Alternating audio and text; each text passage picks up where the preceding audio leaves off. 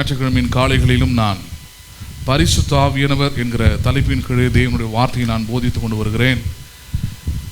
ரொம்ப முக்கியமான ஒரு தலைப்பு. ரட்சிக்கப்பட்டிருக்கிற ஒவ்வொருவரும் ஒரு வெற்றிகரமான ஒரு கிறிஸ்துவ வாழ்க்கையை வாழ்வதற்கு நீங்கள் அத்தியாவசியமாக தெரிந்திருக்க வேண்டியது, அறிந்திருக்க வேண்டியது பரிசுத்த ஆவியானவரை பற்றியதான சத்தியத்தை பற்றிதான். அதன்படி உங்களோடு கூட நான் கடந்த வாரத்தில் நான் பேசின தலைப்பு, பரிசுத்த ஆவியை அறியாமலும் அவரால் வழிநடத்தப்படாமலும் இருக்கிற கிறிஸ்தவ வாழ்க்கை பயனற்றது என்று போதித்தேன். A Christian life without knowing and not led by the Holy Spirit is useless. கிறிஸ்தவ வாழ்க்கை பரிசுத்த ஆவியானவரால் அல்லது பரிசுத்த ஆவியின் ஞானம், அறிவு இவைகளால் நடத்தப்படாமல், உணர்த்தப்படாமல் நடத்தப்படுகிற இருக்கிற ஒரு கிறிஸ்தவ வாழ்க்கை அது பயனற்றது என்பதை வேத வசனத்திலிருந்து உங்களுக்கு நான் எடுத்து காண்பித்திருந்தேன். முக்கியமாக பழைய ஏற்பாட்டு காலத்திலே ஏசாயா தீர்க்கதரிசியின் மூலமாக அந்த பரிசுத்த ஆவியானவரை பற்றி பேசுகிறார். பிரயோஜனமானவைகளை நான் உனக்கு போதிக்கிற ஆண்டவர்னு சொல்கிறார். அப்போ கிறிஸ்தவ வாழ்க்கை எப்படிப்பட்டது என்பதை நம்ம புரிஞ்சுக்கணும். பாருங்க, சபை என்கிற ஒரு கூடுகை, அங்கே போய் ஏதோ ஒரு பாடல், அங்கே போய் ஏதோ ஒரு பிரசங்கம், அப்படி அல்ல. சபையில் ரொம்ப ரொம்ப மிகவும் முக்கியமானது என்ன? பரிசுத்த ஆவியானவரை பற்றி அறிந்து கொள்கிற அவருடைய அறிவு, ஞானம், இது ரொம்ப முக்கியம். ஏனென்றால் வேத வசனத்தை ஒரு மனுஷனுடைய ஞானத்தினாலும் போதிக்கப்பட முடியும், அது எல்லா மனிதர்களாலும் ஏற்றுக்கொள்ளவும் முடியும். அதான் அங்கே இருக்கிற பெரிய பிரச்சனை. நான் அதுக்கு உங்களுக்கு ஒரு உதாரணம் கூட ஏற்கனவே சொல்லியிருக்கிறேன். ஏரோது ராஜா புதிய உடன்படிக்கையின் காலத்தில், அதாவது யோவான், பேதுரு இவங்கெல்லாம் ஊழியம் செய்த காலத்தில் அவர் பார்க்கிறார், நம்ம இந்த எருசலேமுக்கே ராஜாவாக இருக்கிறோம், ஆனால் ஜனங்கள் எல்லாரும் இந்த யோவானை, பேதுருவை தான் மதிக்கிறார்கள், ராஜாவாகி என்னை மதிப்பதில்லை. அதுக்காக என்ன செய்யலாம்? பேதுருவை போலவே, யோவானை போலவே, அல்லது மற்ற அப்போஸ்தலர்களைப் போலவே நானும் பிரசங்கியாராய் அல்லது பிரசங்கிக்கிற மனுஷனாய் மாறுகிறேன் என்று சொல்லி அவனும் பாருங்க அவனுடைய சிங்காசனத்தில் அமர்ந்து அதுக்குன்னு எல்லா ஏற்பாடுகளையும் செய்து அங்கே திரளான அந்த ஊர் ஜனங்களையும் வர வச்சுட்டான். ஒரு ராஜா வந்து பேசுகிறாருன்னு யாரும் கேட்காம இருப்பாங்க. எல்லாரும் வந்துட்டாங்க. வந்த உடனே ஏரோது பேச ஆரம்பிக்கிறார், பிரசங்கிக்க ஆரம்பிக்கிறார். பிரசங்கிக்க ஆரம்பித்த உடனே அதை கேட்ட ஜனங்கள், பிரசங்கள்லாம் ரொம்ப அற்புதமாக இருந்தது. கேட்டு முடித்த உடனே ஜனங்கள் எல்லாரும் கொடுத்த வாய்மொழி காரியம் என்ன தெரியுமா? ஏரோதுவின் சத்தம் அது கர்த்தருடைய சத்தம், தேவனுடைய சத்தம் போல இருந்தது. அவன் பேசின வார்த்தைகள் ஒவ்வொன்றும் ரொம்ப நேர்த்தியாக இருந்தது என்று புகழ்கிறார்கள். ஆனால் வசனம் சொல்லுகிறது, தேவன் அதை அங்கீகரிக்கவே இல்லை. எவ்வளோ பிரச்சனை பாருங்க. கூடி வந்திருக்கிற ஜனங்களுக்கு அது சரியான காரியமாய் தோன்றுகிறது. ஏரோது எடுத்து சொல்லுகிற காரியங்கள் எல்லாம் சரியான காரியமாய் ரொம்ப அற்புதமாக இருந்ததுன்னு நம்புகிறாங்க. ஆனால் யாரால் ஏற்றுக்கொள்ள முடியலன்னு பார்த்தீங்கன்னா, இதுக்கெல்லாம் யார் முக்கியமானவராக இருக்கிறாரோ அந்த தேவனால் என்ன பண்ண முடியல, அதை ஏற்றுக்கொள்ளவே முடியவில்லை. He can't accept it. வேதம் சொல்லுகிறது, அதனால தேவன் அவனை அடித்தார், அவன் புழு புழுத்து செத்தான். நீங்கள் படிக்கலாம். வேற எந்த தப்பும் அவன் பண்ணலாம் பாருங்க அவன். அப்போ அதனால தான் பாருங்க, ஏதோ ஒரு சபைக்கு போகிறேன், ஏதோ ஒரு பிரசங்கத்தை கேட்குறேன், எனக்கு ரொம்ப நல்லா இருந்தது, அது தேவையில்லை. நீங்கள் கேட்கக்கூடிய பிரசங்கம் அது தேவனுடைய ஞானத்தையும் அறிவையும் தேவனுடைய வசனத்திலிருந்து அது கொண்டு வருகிறதான்றதை பார்க்கணும். உங்கள் மனசுக்கு அது இன்பமாக இருக்குதா, உங்கள் மனசுக்கு அது நல்லா இருக்குதான்றது அங்கே பாயிண்டே கிடையாது. ஏன்?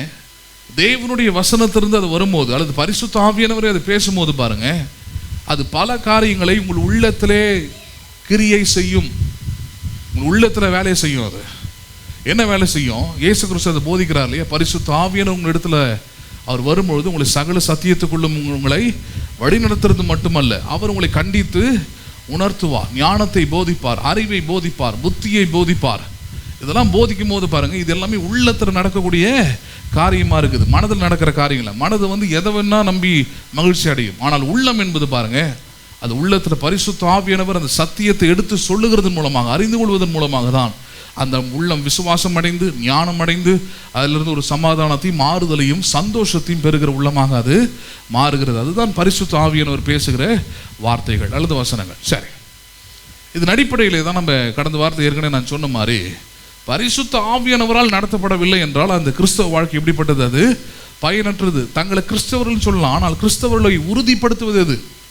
இயேசு சொல்றாரு, தேற்றர் வாளனை அனுப்புகிறேன், அவர் நான் சொன்னதை உங்களுக்கு நினைப்பூட்டி என்னை அவர் உறுதிப்படுத்துவார். என்னை என்ன பண்ணுவார் அவர்? அப்போ நீங்கள் கிறிஸ்தவர்கள் என்பதை உறுதிப்படுத்துவது என்பது நீங்கள் ஞானஸ்நானம் எடுத்ததோ அல்லது உங்கள் கிரியைகள் எதுவும் இல்லை, உங்களுடைய ஜெபமோ அல்லது வேற உங்கள் பக்திக்குரிய எந்த காரியமும் உங்களை கிறிஸ்தவர்கள் என்று அங்கீகரிப்பதில்லை. அங்கீகாரம் எங்கிருந்து வருது? Through and by the Holy Spirit. யாரால் வருகிறது? அது பரிசுத்த ஆவியானவர் அந்த அங்கீகாரத்தை உங்களுக்கு வாழ்க்கையிலே தருகிறார். சரி, இதன் அடிப்படையில் அடுத்த கட்டமாக கொஞ்சம் போய் பார்க்க வேண்டியதாக இருக்குது. அதான் இன்னைக்கு நம்ம பார்க்க இருக்கிறோம். என்ன பார்க்க இருக்கிறோம்? திருச்சபையை பயனுள்ளதாக இருப்பதற்கு பரிசுத்த ஆவியானவர் கண்காணிகளை நியமித்திருக்கிறார். The Holy Spirit is appointed overseers to make the church useful. திருச்சபையை எப்படிப்பட்டதாக இருக்கும்படிக்கு? பயனுள்ளதாக இருக்கும்படிக்கு. எப்படிப்பட்டதாக இருக்கும்படிக்கு? அந்த பயன் உள்ளதுன்னு வரும்போது பாருங்க, ரொம்ப முக்கியமானது. முதலாவது பயன் அது தேவனுக்குரியதாக இருக்கணும். யாருக்குரிய பயனாக இருக்கணும்? அது மனுஷனுக்குரியதாக இருக்க கூடாது. இன்னைக்கு நிறைய நேரத்தில் சபை அல்லது அவங்க சபையை தேர்ந்தெடுக்கிற முறையை பார்த்தீங்கன்னா ரொம்ப பயங்கரமாக இருக்கும். அன்று ஒரு நாள் பாருங்கள், நான் ஏற்கனவே இருந்து ஒரு பழைய சபையின் விசுவாசி இன்னொரு பேர் கிறிஸ்து சபைக்கு போகிறார். பேர் கிறிஸ்து சபைனா சிஎஸ்சி சபைக்கு போகிறார். அவரை எதை வச்சு சந்தித்து அவரோட பேசுகிறேன். நான் என்னங்க அங்கே தானே போய்கிட்டு இருந்தீங்க, இங்கே எப்படி போகிறீங்க? இங்கே எல்லாமே முற்றிலும் வித்தியாசமாக இருக்குமே, இங்கே எப்படி போகிறீங்க அப்படின்னு கேட்டேன் பாருங்க. அவர் சொல்கிறாரு, அங்கே இல்லாத பல அனுகூலங்கள் இங்கே இருக்குதுங்க அப்படின்றார். நான் கேட்டேன், என்ன அனுகூலங்கள்? எதையும் நம்மளை கேள்வி கேட்க மாட்டாங்க. நம்ம ஏதோ ஒரு சந்தா ஒன்று கட்டிட்டோம்னா அதுக்கப்புறம் பார்த்தீங்கன்னா நம்ம என்ன பண்ணுறோம் ஏது பண்ணுறோம் அப்படின்ற பிரசங்கமே இருக்காது. நம்மளை குத்துற மாதிரி, உணர்த்துற மாதிரி, அல்லது கேட்குற மாதிரி, அல்லது நடக்கணும் மாதிரின்ற எந்த பிரச்சனையும் எனக்கு கிடையாது. எல்லாத்துக்கும் மேலே பாஸ்டருங்க வந்து மாறிக்கிட்டே இருப்பாங்க. அதனால் அடுத்து வரவருக்கு என்னை பற்றி என்ன பண்ணாதாங்க ஒன்றும் தெரியாது. நான் யார், நான் என்ன பண்ணிக்கிட்டு இருக்கிறேன்னு தெரியாது. அவருக்குன்னு ஒரு முதல் தரம் அல்லது முதல் வட்டம்னு ஒன்று இருக்கும், ஃபர்ஸ்ட் சர்க்கிள்ன்ட்டு. ஒரு 10 பேர் இருப்பாங்க, அவங்கள மட்டும் அவருக்கு தெரியும். அதுக்கப்புறம் என்ன நிறைய சொல்கிற அடுக்கிறாரு அவர். அதுக்கப்புறம் கல்யாண மண்டபம் வச்சுருக்குறாங்க, மற்றவங்களுக்குலாம் 40,000 ரூபாய் கொடுத்தாங்கன்னா எங்களுக்கு ஒரு கன்செஷன் பண்ணி இந்த சபையில் அங்கத்தினராக இருக்கிறதுனால ஒரு 20,000 30,000க்கு தருவாங்க. அப்புறம் என்னன்னு கேட்டேன். அவர் சொன்னார், கடைசியாக கல்லறையும் எங்களுக்கு இருக்குதுன்னார். எதுவும் இருக்குது, கல்லறையும் வச்சுருக்குறாங்க, அது எங்களுக்கு தருவாங்க, நாங்கள் எங்கேயும் அலைய வேண்டியதில்லை, தேட வேண்டியது இல்லை. இவர் சொல்கிறது ஏதாவது அன்றாட நடக்கிற விஷயமா? அது நான் கேட்குறேன். கல்யாணம்னா தினமும் பண்ணிக்கிட்டு இருக்கிறீங்க, அடக்காரதுன்னா தினமும் அவங்க வீட்டிலே உங்களுக்கு நடந்துகிட்டு இருக்குது. நான் கேட்குறேன், எது அன்றாட நடக்கணுமோ அது இல்லைன்னு அவரே ஒத்துக்கிறார். அதெல்லாம் இல்லைங்க, அதெல்லாம் இல்லை. அவர் என்ன சொல்கிறாருன்னா, சத்தியம் கிடையாது, வசனம் கிடையாது, ஒரு நல்ல ஏரோது பிரசங்கம் பண்ண மாதிரி ஒரு பிரசங்கங்கள் என்ன பண்ணுவாங்க இருக்குது. அதை கேட்டு கர்த்தர் உன்னை கைவிட மாட்டார் சகோதரியே, நீ பயப்படாமல் இரு, திகையாமல் இரு. எவ்வளோ நாள் இதே சொல்லி ஓட்டிக்கிட்டு இருப்பீங்க? அவர் கைவிடாமலும் உங்களை நேர்த்தியாய் நடப்பிப்பதற்கும் ஆவியானவரை தந்திருக்கிறார். யாரை தந்திருக்கிறாருங்க? அப்போ சபையில் வருகிறவர்கள் அவங்களுக்கு எப்போ பிரயோஜனம் உண்டாகும்? முதல்ல அவங்க சபையை யூஸ்ஃபுல்லான விஷயத்தில் பார்க்கும் போது தான், சபையை பிரயோஜனமான விதத்தில் நடத்தும் போது தான் வருகிறவர்களுக்கு சபையின் பிரயோஜனம் என்ன பண்ண அவங்களுக்கு உண்டாயிருக்குமே தவிர, ஏதோ ஒரு பக்தி கூடத்தை போல, ஏதோ ஒரு பக்தி கூடத்தை போல, சடங்காச்சார கூடுகையை போல ஒரு சபையை நடத்தினால் அதனால் அங்கே உள்ள இருக்கிற ஒருவருக்கும் ஒரு பிரயோஜனமும் இல்லை. அவங்க சொல்கிற பிரயோஜனம்லாம் அப்பிரோஜனமான விஷயங்கள். எந்த மண்ணில் போட்டாலும் இந்த சரீரம் என்ன பண்ணும்? இந்த சரீரம் என்ன பண்ணும்? அது ஆமாம், கிறிஸ்துவ கல்லறையில் தான் அடக்கம் பண்ணணும்னு அவசியம் இல்லை. இருந்தால் அடக்கம் பண்ணுவோம், இல்லைன்னா அங்கே அவசியம் இல்லை. அங்கே தான் நிற்பேன், பொது இடத்துல நான் அடக்கம் பண்ணுவது பெரிய அசிங்கமான விஷயம், இப்படிலாம் பேசுகிறான்லாம் இருக்கிறான். அதுக்கப்புறம் கல்யாணம் பண்ணணுமா? மற்ற மண்டபத்துலலாம் வேணாம், இங்கே தான் பண்ணணும், அதை சிஎஸ்ஐயில் தான் பண்ணணும், அங்கே தான் தெய்வீகமாக. ஏன்னா அதுக்குன்னே கட்டி விட்டுருக்குறாங்களாம். அவங்க நினைப்பு எல்லாமே கடவுள் அதுக்குள்ளே தான் இருக்கிறார். கிறிஸ்துவ கலருக்குள்ளே தான் இயேசு எழுப்புவார். அதுக்கப்புறம் கிறிஸ்துவ கூடங்களில் கட்டியிருக்கிற அந்த இடத்துல நடத்தினா தான் என்ன பண்ணுவார்? ஆண்டவர் கல்யாணத்தை அங்கீகரிப்பார். இந்த மாதிரி இடத்துக்கு போனால் தான் நமக்கு கொஞ்சம் மதிப்பு, கொஞ்சம் மரியாதை இருக்கும், நம்மளை கொஞ்சம் கண்டுக்காமல் லிபரலாக இருக்கலாம்னு நினைக்கிறாங்க. தப்பு ஒன்றும் இல்லை, உண்மையாகவே சொல்கிறேன், தப்பு ஒன்றும் இல்லை. ஏன் உலகம் என்ன செய்யுதோ அதே நீங்கள் செய்கிறீங்க. என்ன ஒரே ஒரு வித்தியாசம், ஞானஸ்நானம் எடுத்துருக்கிறீங்க, இயேசுவின் நாமத்தை அப்போ பண்ணிக்கிறீங்க, பயன்படுத்துகிறீங்க. ஆனால் அவரால் அனுப்பப்பட்ட ஆவியானவரால் உண்டாகிற பிரயோஜனம் உங்களுக்கு சபைகளில் என்ன பண்ணுவதில்லை, உண்டாகுவது இல்லை. அதை புரிஞ்சுக்கினாங்க. அதனால தான் இன்றைக்கி அதை பார்க்க போகிறோம். என்ன பார்க்க போகிறோம்? கடந்த வாரத்தில் பார்த்தது அறியாமல் ஆவியானவர் பற்றி அறியாமல் இருப்பது, நடத்தப்படாமல் இருப்பது, புரோஜனமற்ற வாழ்க்கை. அப்போ புரோஜனமுள்ளதாய் மாற்றுகிற ஒரு இடம் இருக்குது இல்லையா? ஏன் புரோஜனம் இல்லாமல் போச்சு? எது புரோஜனமான இடம்? இது ரெண்டுத்தையும் கவனிக்கணும். எது உங்கள் வாழ்க்கையை புரோஜனமுள்ள கிறிஸ்தவர்களாய் வாழ செய்கிறது அப்படின்னு பார்த்தீங்கன்னா, முதல் இடத்துல வந்து நிற்கிறது சத்தியத்தை போதிக்கிற திருச்சபையே. எந்த சபையே?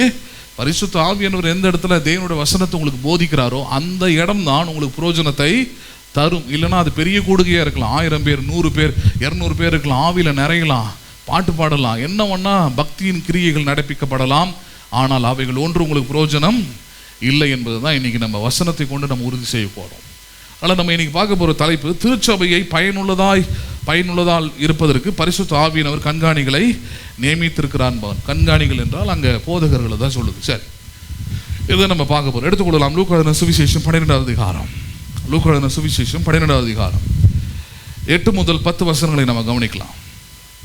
லூக்கா எழுதின சுவிசேஷம் 12வது அதிகாரம் 8 முதல் 10 வசனங்களை கவனிக்கலாம். இந்த வசனத்தில் பரிசுத்த ஆவியானவரை குறித்து ஆண்டவராகிய இயேசு கிறிஸ்து ரொம்ப வெளிப்படையான ஒரு உண்மையை தெரிவித்திருக்கிறார். என்ன உண்மைன்னு பார்க்கலாம். லூக்கா எழுதின சுவிசேஷம் 12வது அதிகாரம் 8 முதல் 10 வசனங்கள். அன்றியும் நான் உங்களுக்கு சொல்லுகிறேன், மனுஷர் முன்பாக என்னை அறிக்கை பண்ணுகிறவன் எவனோ அவனை மனுஷகுமாரனும் தேவதூதன் முன்பாக அறிக்கை பண்ணுவார். மனுஷர் முன்பாக என்னை மறுதலிக்கிறவன் தேவதூதருக்கு முன்பாக மறுதலிக்கப்படுவான். இது என்ன வசனம்? இயேசு கிறிஸ்து என்ன சொல்றாரு? மனிதர்களாகிய இந்த உலகத்தாருக்கு முன்பதாக இந்த அறிக்கைன்றது பாருங்க, ஏற்கனவே சொல்லியிருக்கிற கன்ஃபெஷனை வெறும் வாயில சொல்றது இல்லை, நடந்து அல்லது செயலில் காண்பிப்பதுன்னு அர்த்தம். இதில் காண்பிப்பது, செயலில் காண்பிப்பது. சரி, அப்போ இந்த மனிதர்களுக்கு முன்பதாக யார் செயல் அளவில், கிரியைகளின் அளவில் என்னை மறுதலிக்காமல்னா, என்னை வந்து உதாசீனப்படுத்தாம, என்னை மறைக்காம யார் வெளிப்படையாக தேவனுடைய சித்தத்தை, விருப்பத்தை மற்ற மனுஷர்களுக்கு முன்பதாக செய்கிறார்களோ அவர்களை தேவ தூதருக்கு முன்பாக நான் என்ன பண்ணுவதில்லை, மறுதலிப்பது இல்லை என்றார். எங்கே கொண்டு போய் கனெக்ட் பண்ணுறான்னு பார்த்தீங்கன்னா, வருகையில் நான் தேவ தூதரோடு கூட வருவேன். வரும்போது மனுஷருக்கு முன்பதாக என்னை மறுதலித்தவனை நானும் மறுதலிப்பேன். அவனை எனக்கு யாருன்னு தெரியாது. மனுஷருக்கு முன்பதாக நீங்களும் கைவிடப்பட்டவர்களாக இருப்பீர்கள் என்றார். ரட்சிக்கப்படாதவன் எப்படி கைவிடப்பட்டவனாய் நிற்பானோ அதே போல நீங்களும் கைவிடப்பட்டவனாய் நிற்கப்படுவீர்கள். ஆனால் மனுஷருக்கு முன்பதாக எவன் ஒருவன் மறுதலிக்காமல் சாட்சியாக நின்று வாழ்கிறானோ அவனை நானும் வருகை அப்ப மறுதலிக்காமல் என்ன பண்ணுவேன், ஏற்றுக்கொள்ளுவேன். இன்னைக்கு நிறைய பிரச்சனை அதுதானே. சொந்தக்காரன் கோச்சுப்பான், இவன் அப்படி நினைப்பான், மறைஞ்சி வாழணும் இப்படிலாம் நினைக்கிறோம் இல்லையா? நம்ம அந்தரங்க கிறிஸ்தவர்கள் இப்படிலாம் பேசிக்கிட்டு இருக்கிறோம். ஆனால் இயேசு என்ன போதிக்கிறார்? வெளிப்படையாக எனக்காக வாழ்கிறவர்கள் எவர்களோ, எப்படி வாழ்கிறவர்கள்? வெளிப்படையாக என்னை மறுதலிக்காமல் வாழ்கிறவர்கள் எவர்களோ அவர்களை வருகை அப்ப நான் என்ன பண்ணுவதில்லை, மறுதலிப்பது இல்லை. ஆனால் என்னை மனுஷருக்கு முன்பதாக மறுதலிக்கிறவர்களை நான் என்ன பண்ணுவேன், மறுதலிப்பேன் என்று போதிக்கிறார். சரி, இது முதல் கட்டம். அடுத்த கட்டம் தான் ரொம்ப முக்கியமானது போதிக்கிறார். என்ன காரியம் அது? எப்படி, ஏன் அந்த கம்பேரிசன் கொடுக்குறாருன்னா, என்ன வருகையில் நீங்கள் ஒருவேளை கைவிடப்பட்டீர்கள் என்றால் நித்தியமாய் நீங்கள் நரகத்தில் இருக்க வேண்டியதா இருக்கும். எங்க இருக்க வேண்டியதா இருக்கும்? There will be no option to forgive you. அங்கே வந்து ஆண்டவரே நான் என்னை மன்னியும், எனக்கு கிருபையாயிரும்னா அந்த கிருபையின் காலம் தான் சொல்கிறோம். இதை கிருபையின் காலம்னா என்ன? நீங்கள் இந்த காலத்தில் நீங்கள் எதை நீங்கள் செய்தாலும் நீங்கள் உண்மையாக உணர்ந்து தேவனிடத்தில் மன்னிப்பை கேட்கும் போது அதுக்கு ஒரு இரக்கத்தை, மன்னிப்பை என்ன பண்ணுகிறீர்கள், நீங்கள் பெற்றுக்கொள்ள முடியும். இந்த காலத்தில் ஒரு புதிய வாழ்க்கையை ஆரம்பித்து வாழ முடியும். பழையவைகள் எல்லாம் ஒழிந்தது எல்லாம் புதிதாய் மாறினதுன்ற ஒரு வாழ்க்கையிலே வாழக்கூடிய அந்த வாய்ப்பை கடவுள் இப்போதான் கொடுத்துருக்கிறார். இதுக்கு ஒரு முடிவு இருக்குது பாருங்க. அந்த முடிவு எப்ப? இயேசு கிறிஸ்து பிரதான தூதரோடும் தேவ எக்காலத்தோடும் அவர் இறங்கி வரும்போது அதோடு கூட அந்த கிருபையின் காலம் நிறைவடைகிறது. அந்த எக்கால சத்தம் அதுதான் உணர்த்துகிறது. இந்த எக்கால சத்தம் எதை உணர்த்துகிறது? கிருபை முடிந்தது, இனி நியாய தீர்ப்பு ஆரம்பிக்கிறது. எது ஆரம்பிக்கிறது? ஆமா, the grace ends. நம்ம வேதத்தில் படிக்கிறோம், அவருடைய கிருபைக்கு முடிவே இல்லைன்னு படிக்கிறோம். ஆனால் முடிவு இருக்குது. எந்த இடத்துல? இப்போ முடிவே இல்லை. இயேசுவின் வருகை மட்டும் என்ன கிடையாது, கிருபைக்கு முடிவே இல்லை. ஆனால் அதுக்கு ஒரு முடிவை வைத்திருக்கிறார். எப்பொழுது? அது அவருடைய வருகையில் ஒரு முற்றுப்புள்ளி வைக்கிறார். அந்த முற்றுப்புள்ளி வைக்கிற காலம் நேரம் யாருக்குமே தெரியாது என்றார். எப்போ வருவான்னு தெரியாது, எப்போ எக்கால சத்தம் ஊதம் தெரியாது. ஆனால் அந்த ஊதும் போது என்ன அறிவிக்கப்படுகிறது? நியாய தீர்ப்பு ஆரம்பிக்கிறது, கிருபை முடிந்து போகிறது என்றார். அதனால தான் இந்த கிருபையின் நாட்களில் தேவனை பாடுகிறோம், ஆராதிக்கிறோம், துதிக்கிறோம், மகிழ்கிறோம்.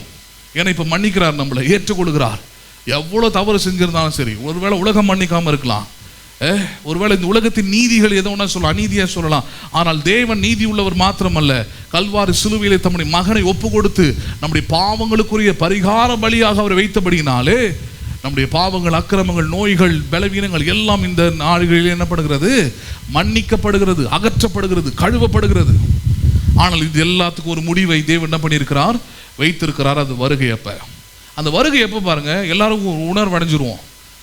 என்ன கண்ணார நீங்கள் பார்க்க போறீங்க. அதை இன்னொரு ரெண்டு காரியத்தை பார்ப்பீங்க. ஒன்று இயேசுவின் வருகையை கண்ணார பார்ப்பீங்க. இன்னொன்று வேதம் சொல்லுகிறது, மரித்தவர்கள் முதலாவது எழுந்திருப்பார்கள் இருக்குது. எங்கெங்கெல்லாம் மரித்தவர்கள் எங்கெங்கெல்லாம் அடக்கம் பண்ணப்பட்டிருக்கிறார்களோ, எங்கெங்கெல்லாம் அவங்களுடைய காரியங்கள் இருக்குது, அவர்களெல்லாம் முதலாவது எழும்புவதை பார்ப்பீர்கள். பின்பு உயிரோடு இருக்கிற நாமும் ஒரு நொடி பொழுதிலும் மறுரூபமாக மாறுவோம் என்று இருக்கிறது இல்லையா? அந்த நேரத்தில் தான் பாருங்க, மூன்றாவது கட்டம் தான் பார்த்தீங்கன்னா மிக பயங்கரமாக இருக்கும். ஏன்னா முதல் கட்டத்தில் இயேசு வருகிறார், ரைட்டு. ரெண்டாவது கட்டத்தில் மரித்தவர்கள் உயிரோடு எழுந்துக்கிறாங்க, சந்தோஷம். மூணாவது கட்டம் தான் அது உங்களுடைய கட்டம். ஒருவேளை உயிரோடு இருக்கும்போது நடந்ததுன்னா என்ன கட்டம் அது? உங்களோடு கூட இருந்தவர்கள், கிருபையாய் வாழ்ந்தவர்கள், மன்னிக்கப்பட்டவர்கள், தேவனால் ஏற்றுக்கொள்ளப்பட்டவர்கள் மறுரூபம் ஆவாங்க. ஏற்றுக்கொள்ளப்படாதவர்கள் என்ன பண்ணுவாங்க? அதே ரூபத்தில் இருப்பார்கள். அப்போ தான் உங்களுக்கு பயம் உண்டாகும். அப்போ தான் உங்களுக்கு என்ன பண்ணும்? பயம் உண்டாகுது. அப்போ உங்களுக்கு ஒரு விஷயம் கன்ஃபார்மாக தெரிஞ்சு போகுது, இதுக்கப்புறம் மன்னிப்பு இல்லை, இதுக்கப்புறம் போனால் போதுன்னு சொல்கிறதுக்கு வாய்ப்பு இல்லை. இதுக்கப்புறம் ஒன்றே ஒன்று தான், அவனவன் செய்கைக்கு தக்கதான பிரதிபலன் அவனவனுக்கு என்ன பண்ணப்படும்? கொடுக்கப்படும் இருக்குது. பேசுறது புரியுதுங்களா? அப்போ அதனால் அதுதான் தேவன் தெரிவிக்கிறாருங்க. அதில் அந்த கைவிடப்படுகிற குரூப்பில் யார் முக்கியமாக இருக்கிறாங்கன்னா, எனக்காக சாட்சியாக வாழாமல் மறைந்து ஒளிந்து சும்மா ஒரு பேருக்காக, புகழுக்காக, தங்களுடைய சுயநலத்துக்காக வாழுகிறவர்களை நானும் அந்நாளில் என்ன பண்ணுவேன்? மறுதளிப்பேன்றார். ஒன்று. ஆனால் இந்த பூமியிலே பாருங்க, அது வருகை எப்போ நடக்குது? ஆனால் பூமியில் அடுத்த ஒரு காரியத்தை ஒன்று சொல்றார், அது ரொம்ப முக்கியமானது. என்னது அது? அடுத்த வசனம், 10வது வசனம். எவனாகிலும் மனுஷகுமாரனுக்கு விரோதமாக விசேஷத்தை சொன்னால் அது அவனுக்கு மன்னிக்கப்படும். அதாவது மனுஷகுமாரனுக்கு விரோதமாக தூஷணம் சொல்லுகிறவன் எவனுக்கும் என்ன பண்ணப்படும்? அது மன்னிக்கப்படும்ன்றார். ஆனால் அடுத்த வார்த்தை சொல்லுகிறது, பரிசுத்த ஆவிக்கு விரோதமாக. யாருக்கு விரோதமாக? மனுஷகுமாரன்றது இயேசுவை குறிக்குது. இயேசுவை கூட நீங்கள் மறுதளிக்கலாம். இயேசுவை கூட என்ன பண்ணலாம்? நீங்கள் மறுதளிக்கலாம், அவரை திட்டலாம், அவன்லாம் ஒரு தெய்வமா இப்படி இப்படின்னு கூட என்ன பண்ணலாம்? கேட்கலாம், பைபிளை கிழிக்கலாம், என்ன ஒன்றா பண்ணலாம். அதனால தான் இயேசுவுக்கு ஊழியம் செய்கிறேன், இயேசுவுக்கு வாழறன்ற ஆட்கள் கொஞ்சம் பொறுமையை கடைப்பிடிக்கணும். ஏன்? பல நேரத்தில் இயேசுவை திட்டாங்க, ஆண்டவரை திட்டாங்க, அவர் அற்புதமானவர், ஐயோ இப்படி நல்லவர், அவரை போய் இப்படி பண்ணிட்டீங்களே. கொதிக்கலாம் கூடாது. என்ன பண்ணக்கூடாது? கொதிக்கக்கூடாது. கொஞ்சம் பொறுமையாக நின்று பாரு. அவர் இந்த உலகத்தில் வாழும்பொழுதே, இந்த பொல்லாத மனிதர் கையில் அவர் விடப்படும் போதே, அவர் அடிக்கப்படும் போது பதிலுக்கு அவர் என்ன பண்ணவில்லை? அவர்களை அடிக்கவில்லை. அவர் வையப்படும் போதுன்னா திட்டும் போது பதிலுக்கு அவர் என்ன பண்ணவில்லை?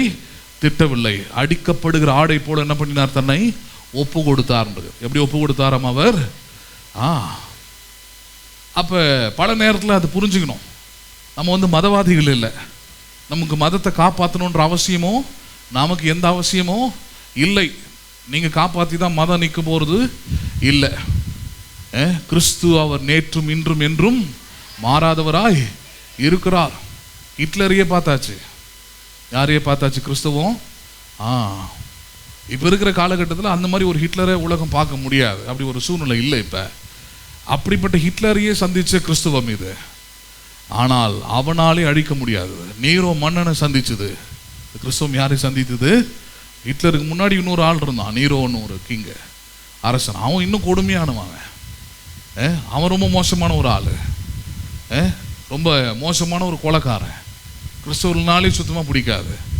அதையும் இயேசுவனா ரொம்ப அதிகமாக திட்டி மறுதளிக்கிறவன் பப்ளிக்கா பொது வெளிகளில். அப்படிப்பட்ட ஒரு மோசமான மன்னன் பாருங்க. அவனையே பார்த்து கிறிஸ்தவன் தான். அவனே கடைசி சாகும்போது என்ன திரும்ப சொல்லிட்டு செத்து போனான். அவன் போரில் செத்து போகிறான் பாருங்க. ஈட்டி அவன் நெஞ்சு தொலைச்சிக்கிட்டு நிற்குது. அவனுடைய எடுத்திருந்த ஒரு காரியம் என்னன்னா, நான் ஒரு ராஜா, எவ்வளோ காரியங்கள் எனக்கு கீழே அடங்கியிருக்குது, நான் சாகிறதுக்குள்ள இந்த இயேசுவை வணங்குகிற கிறிஸ்தவர்கள் ஒருவர் கூட இல்லாமல் என்ன பண்ணுவேன்? அழித்து விடுவேன்றதான் அவன் எடுத்திருந்த முடிவு. அவன் ராஜா, அவன் நினச்சிருந்தான் பண்ண முடியும், பண்ணிக்கிட்டு இருந்தான். கொடூரமாக கொண்டான்.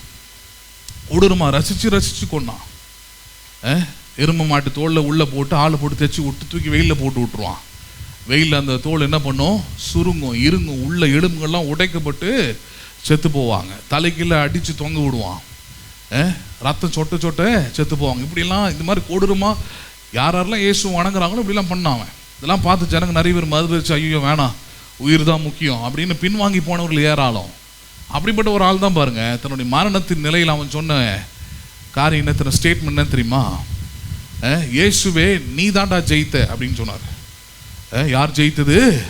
ஏன்?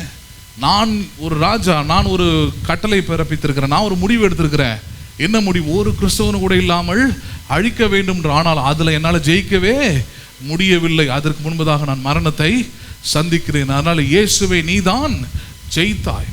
ரத்தம் அவனுடைய ஈட்டியிலிருந்து வருது பாருங்க, குத்தின ஈட்டியிலிருந்து.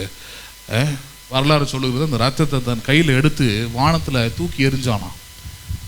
அவ்வளோ வெறுப்பு. தோத்துட்டோம், தோல்வி அடைஞ்சிட்டோம், ஒரு ராஜாவாக இருந்தோம், இதை நம்மளால் நிகழ்த்தி பார்க்க முடியவில்லையே. அதனால தான் பாருங்க, ஏன் முடியல? ஒன்னே ஒன்று தான், அவர் சர்வ வல்லமை உள்ள தேவன், அவர் இனி சாவதே இல்லை. நம்புறீங்களா நீங்கள் அதை? அப்போ அவருக்காகலாம் நீங்கள் முந்தி கட்டிக்கிட்டு இப்படி பேசிட்டாங்க, அப்படி பண்ணிட்டாங்களாம் நின்று அதை அவங்கள சபிச்சு அவங்கள திட்ட வேண்டிய அவசியம் இல்லை. நல்லா புரிஞ்சுக்கணாங்க. அதனால தான் சொல்கிறார், மனுஷகுமாரனை மறுதளிக்கிறவனுக்கு ஒன்றும் பிரச்சனை இல்லைன்ட்டார். அப்படின்னா திட்டலான்னு சொல்கிறாரா? அவன் தெரியாமல் பண்ணிக்கிட்டு இருக்கிறான், அவ்வளோதான். ஆனால் இன்னொரு பாயிண்ட்டில் சென்சிட்டிவாக கொண்டு போய் நிறுத்துறார் இயேசு. அதுதான் அடுத்த வார்த்தை. என்ன வார்த்தை அது? பரிசுத்த ஆவிக்கு விரோதமாக. யாருக்கு விரோதமாக? இங்கே தான் நிற்குது பாயிண்ட்டு. பரிசுத்த ஆவிக்கு விரோதமாக தூஷணம் சொல்லுகிறவன் எவனுக்கோ அவனுக்கு என்ன படுவதில்லை இம்மையில். I am talking about at present life. மனுஷகுமாரனை மறுதளிக்கிறவனுக்கு வருகையில் மறுதளிக்கப்படுவான்ட்டார். ஆனால் இம்மையில், இப்போ வாழற நேரத்தில் எவனெவன்லாம் பரிசுத்த ஆவிக்கு விரோதமாக தூஷணம் சொல்லுகிறானோ, எதிர்த்து நடக்கிறானோ, எதிர்த்து பேசுகிறானோ, எதிர்த்து செயல்படுகிறானோ, அவனுக்கு என்னவே கிடையாதுன்றாங்க, மன்னிப்பே இல்லை. நல்லா புரிஞ்சுக்கணும், என்னவே கிடையாதுங்க, மன்னிப்பே இல்லை. யாருக்கு விரோதமாக? யாருக்கு விரோதமாக? பரிசுத்த ஆவியானவர் எந்தெந்த காரியங்களிலெல்லாம் வெளிப்படுகிறாரோ, எந்தெந்த காரியங்களெல்லாம் செயல்படுகிறாரோ, எதெல்லாம் பரிசுத்த ஆவியனுடைய கிரியைகளாக இருக்கிறதோ அதற்கு எதிர்த்து நிற்கிறவர்களுக்கு இம்மையிலும் மறுமையிலும் என்ன கிடையாதாங்க, மன்னிப்பு என்பதே இல்லை என்று இயேசு பேசுகிறார். சரி, இது பேசும்போது முக்கியமாக ஒரு இடத்தை கவனிக்கணும். பரிசுத்த ஆவியானவர் முதலாவது எங்கே செயல்படுகிறார், எங்கே, அதை புரிஞ்சுக்கணும் இல்லையா? எங்கே செயல்படுகிறார்? செயல்படுகிறார் தெரிஞ்சால் தானே அங்கே எதிர்க்காம இருக்க முடியும். எங்கே செயல்படுகிறார்? அப்படி செயல்படுகிற இடத்துல நான் ஒருவேளை எதிர்த்து நின்னா என்ன ஆகும், அதை தூஷித்தால் என்ன ஆகும் அப்படின்ற ஒரு உதாரணத்தை நம்ம நடந்த சம்பவமாகவே படிக்கலாம் பாருங்க. அப்போஸ்தலர் 5வது அதிகாரம், அப்போஸ்தலர் 5வது அதிகாரம், ஆக்ட்ஸ் சாப்டர் 5. அப்போஸ்தலர் 5வது அதிகாரம் 1வது வசனத்திலிருந்து கவனிங்க.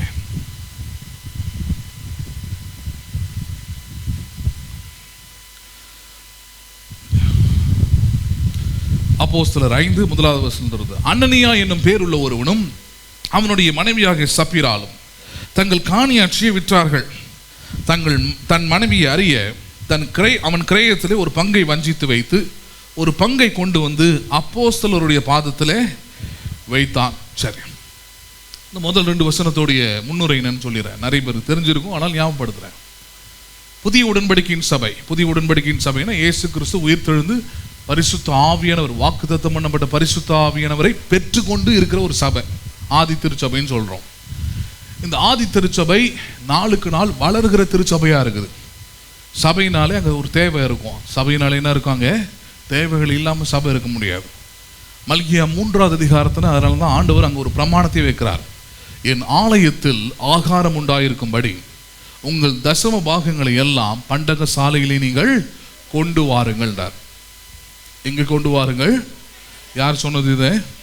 ஆமாம், இயேசுவே சொல்கிறாங்க, தேவனே சொன்னார் இருக்குது. சரி, தசம பாகங்களை எல்லாம் பண்டக சாலையிலே கொண்டு வாருங்கள். அப்புறம் அதுக்கு வாக்குத்தத்தெல்லாம் கொடுக்குறார், ப்ராமிஸ்லாம் பண்ணுறார்.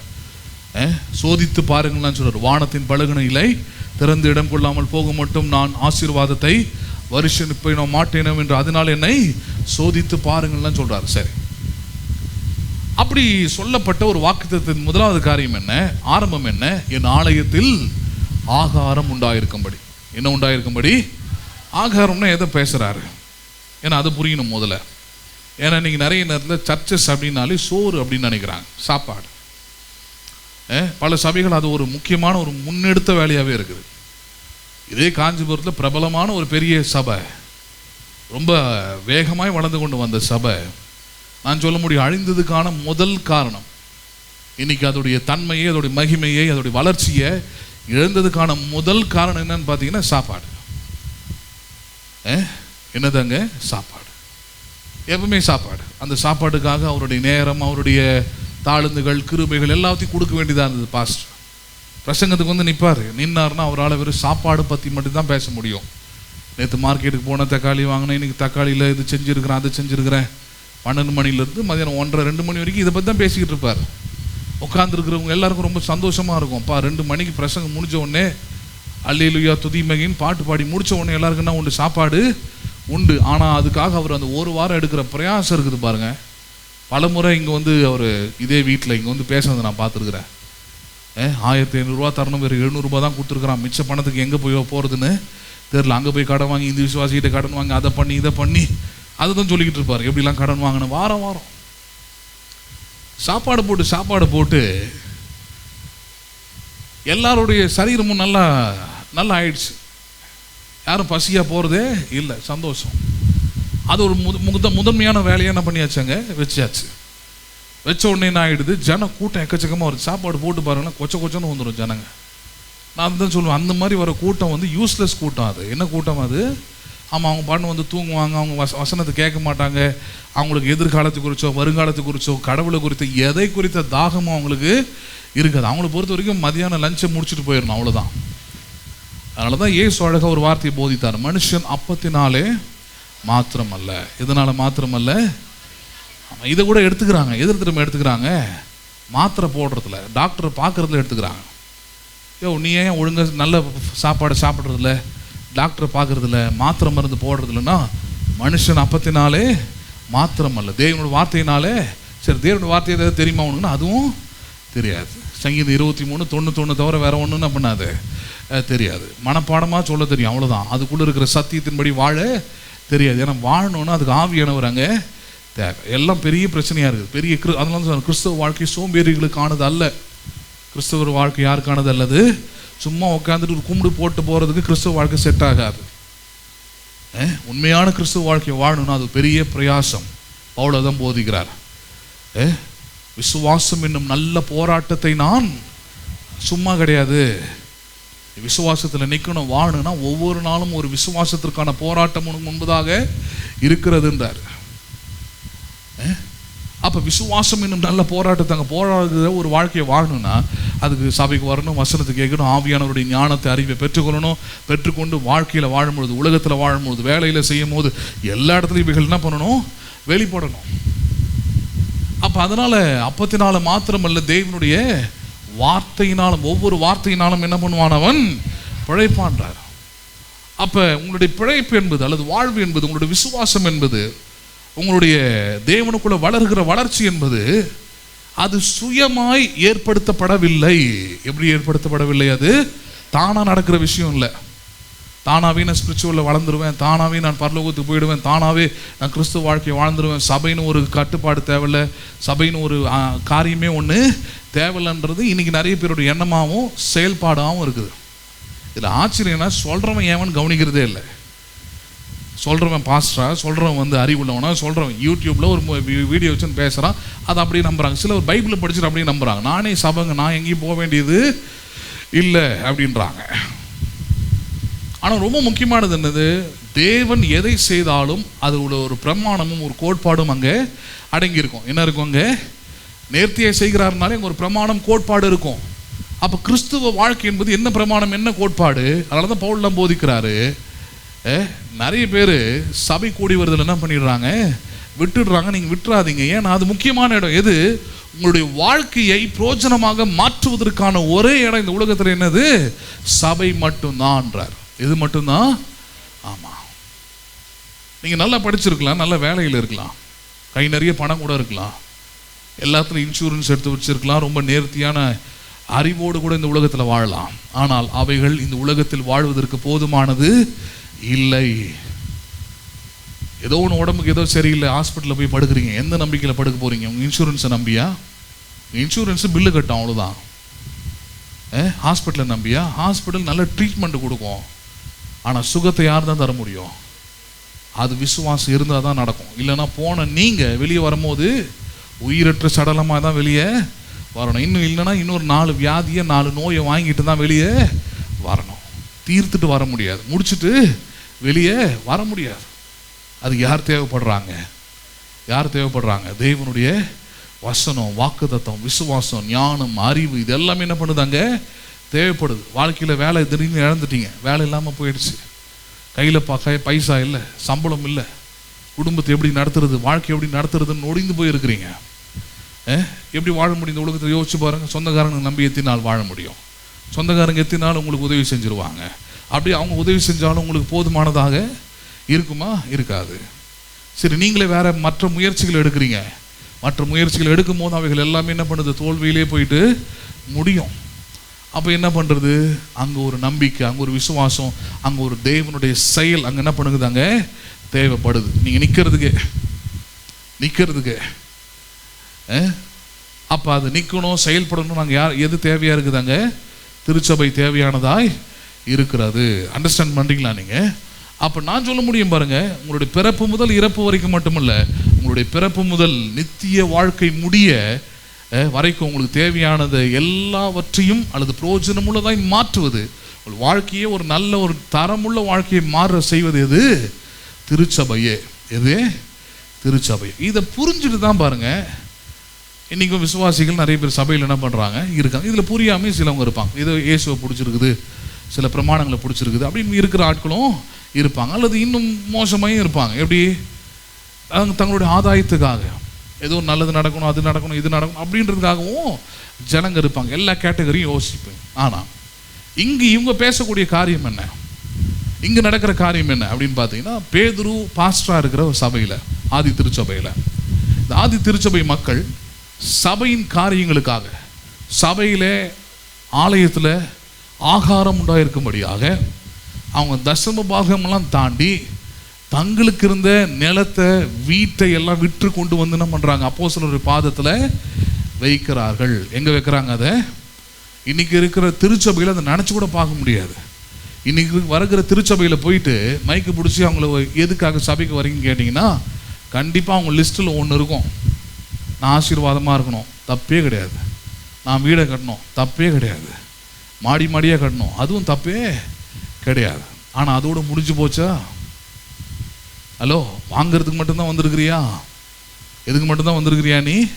ஆமாம், வாங்கிறதுக்கு மட்டும்தான் வந்துக்கிட்டே இருக்கிறோமா சபைக்கு? நம்ம வாங்கிக்கிட்டே இருந்தால் அதுக்கு பேர் என்னது? யோசிச்சு பாருங்க. ஒரு ஆள் உங்ககிட்ட வந்து வெறும் வாங்கிக்கிட்டே இருக்கிறார், அவர் யாருன்னு சொல்லுவீங்க? ஒரு கட்டத்தில் பிச்சைக்காரன். யாருன்னு சொல்லிவிடுவீங்க அவரை? ஏன்னா வாங்கிட்டே இருக்கிறான். அவன் பதிலுக்கு எது என்ன பண்ணுறது? செய்கிறதே இல்லை. தன்னை தகுதிக்கு ஏற்ற மாதிரி எதையும் நடந்துக்கிறதும் இல்லை. அப்போ தெய்வத்திலிருந்து வெறும் வாங்குறதுல மட்டுமே கவனமாக இருக்கிறாங்க நிறைய நேரத்தில் விசுவாசிங்க. அப்போ அந்த மாதிரி ஒரு காலகட்டத்தில் ஆதி திருச்சபை ஒரு பெரிய முன்னடையாளமாக அல்லது முன் உதாரணமாக இருக்குது. மற்ற மதங்கள்லாம் நடக்குதுங்க. இன்றைக்கி ஒரு ஆள் இங்கே தமிழ்நாட்டில் ஒரு சாமியார் தப்பு செஞ்சுட்டு எங்கேயோ ஓடி போய் ஒளிஞ்சிருக்கிறாருன்னு சொல்கிறாங்க இல்லையா, நித்யானந்தா. சரி, அவருக்கு பேக்ரவுண்டு என்ன? அவருக்கு எப்படி ஒரு இன்னொரு நாட்டில் போயிட்டு ஒரு ஐலாண்டே விலைக்கு பேசி வாங்கி அங்கே ஒரு நூற்றுக்கணக்கான சீசர்களோடு வாழ்ந்துக்கிட்டு இருக்கிறார். அவர் சீடர்களோடு அவங்களுக்கெல்லாம் 3 வேளை சாப்பாடு போட்டு ஆகணும், என்டர்டெயின் பண்ணி ஆகணும், சந்தோஷமாக பார்த்துக்கணும், இல்லை அவங்களே போட்டு கொடுத்துருவானுங்க. அப்போ இவ்வளவும் எப்படி இருந்தாலும் அதில் பண்ண முடியுது அப்படின்னு கேள்விப்படு பேக்ரவுண்டில் போய் பார்த்தா எதுவுமே இல்லை. அவர்கிட்ட சீஷராக சேர வர எல்லாருமே எல்லாம் நல்லா படித்தவன், நல்ல பெரிய பெரிய இடத்துல இருக்கிறவன், சாதாரண ஆட்கள் கூட இருக்கிறாங்க. எல்லாம் என்ன பண்ணிடுறானுங்க, அவங்களோட வீடு, நிலம், பொண்ணு, வெள்ளி என்ன நல்லா இருக்குதோ மொத்தத்தையும் கொண்டாந்து சாமி பாதத்தில் என்ன பண்ணிடுறாங்க, அவர் சாமி ஆயிடுறாரு. ஆதி திருச்சபையில் நடந்தது, இன்னைக்கு சபையில் நடக்கலை. எங்கே நடந்துகிட்டு இருக்குது? ஆசாமிகள்கிட்ட நடக்குது. எங்கே நடக்குது? அங்கே. ஆமாம், ஆதி திருச்சபையெல்லாம் அந்த அந்த அந்த கிரியை எல்லாமே அங்கே போயிடுச்சு. இங்கே எப்படி மாறிடுச்சு? இன்றைக்கி எல்லா சபையிலும் பார்த்தீங்கன்னா பணம் இல்லை, பண கஷ்டம், தேவை அதிகம், பாஸ்ட்டுங்க தான் கடனாளியாக இருக்கிறாங்க. விசுவாசிகளோடு கம்பேர் பண்ணும்போது வர எல்லா விசுவாசிகளுடைய கடனையும் சேர்த்தா ஒரே ஒரு பாச சுமக்கிற மாதிரி இருக்குது. ஆனால் நான் சொல்லுவேன் பாருங்க, வேதம் ஒரு நாளும் போய் சொல்லாது. தேவனுடைய ஆலயத்தில் ஆகாரம் உண்டாயிருக்கும்படி விசுவாசிகள் எல்லாம் ஒழுங்கா தேவனுக்கு பயந்து தேவனுக்கு உண்மையும் நேர்மையாக நடந்து கொண்டா நான் சொல்கிறேன், அந்த ஊழியமோ அந்த போதகரோ நிச்சயமாக யாராக இருக்க முடியாது, கடனாளியாக இருக்கவே முடியாது. உண்மையற்ற நேர்மையற்ற, ஆங்கிலத்தில் அன்ஃபெய்த்ஃபுல்னு ஒரு வேர்ட் இருக்குது. தேவன் செஞ்ச நன்மையெல்லாம் யோசிச்சு பார்க்காம நன்றி இல்லாத ஒரு ஆட்களாக இருக்கிற சபைகள் மட்டும்தான் பாருங்க அந்த போதகரோ அந்த ஊழியம் என்ன பண்ண கடனில் இருக்கும். வசனத்தின்படியே சொல்கிறேன். ஏன் உண்மையாகவே உள்ள வர ஜனங்கள் நேர்மையானவர்களாக இருந்தா, உண்மையானவர்களாக இருந்தா, நன்றி உள்ளவர்களாக இருந்தா, நான் சொல்கிறேன் மல்கிய 3 சொன்ன மாதிரி தான் இருக்கும். அவர் வானத்தின் பலகணிகளை திறந்து இடம் கொள்ளாமல் போக மட்டும் ஆசீர்வாதம் தான் வர்ஷிக்கப்படும். எதுதான் வர்ஷிக்கப்பட்டிருக்கும்? ஆமாம். அதனால தான் தேவன் அதுக்கு அதே மல்கிய 3 சொல்றாரு, மனுஷர்களாகிய நீங்கள் என்னை வஞ்சித்தீர்கள். எதிலே உம்மை வஞ்சித்தோம் என்கிறீர்கள்? காணிக்கைகளிலும் தசம பாகங்களிலும் என்ன பண்ணினீர்கள்? நீங்கள் வஞ்சித்தீர்கள் பேசுறார். சரி, இப்போ இந்த கான்செப்டை உடைக்கிற மாதிரி தான் அன்னைக்கு ஆதி திருச்சபை மக்கள் இது முன்னாடி இருக்கிற அதிகாரத்தில் 4வது அதிகாரத்தில் போய் படித்து பார்த்தீங்கன்னா எல்லாரும் காணியாட்சிகளை நிலத்தெல்லாம் விற்று கொண்டு வந்து அப்போஸ்தலருடைய பாதத்தில் என்ன பண்ணுறாங்க? வைக்கிறார்கள். எங்கே வைக்கிறாங்க? அதை கையில் கூட கிடையாது. இன்னைக்கு 100 ரூபாய்க்கெல்லாம் பாஸ்ட் கை நீட்ட வேண்டியதாக இருக்குது. 100 ரூபாய்க்கெல்லாம் பைபிளை திறந்து பைபிளில் தான் கொண்டு வருவாங்க அவங்க 100 ரூபாயை. 100 ரூபாயை நான் தப்பாக சொல்ல, உங்ககிட்ட இருக்கிற சிறந்தது அது தானா நான் கேட்குறேன். ஆனால் அன்றைக்கு நிலம் விற்றா எவ்வளோ பணம் இருக்கும்? வீட்டை விற்றா எவ்வளோ பணம் வரும்? யோசிச்சு பாருங்க. இதெல்லாம் கொண்டு வந்து எங்கே வைத்தார்கள் இருக்குது? அப்போஸ்தலருடைய பாதபடியிலே வைத்தார்கள். முதல் 2 வசனம். அனனியா என்னும் பேருள்ள ஒருவனும் அவனுடைய மனைவியாக சப்பீராலும் தங்கள் காணியாட்சியை விற்றார்கள்.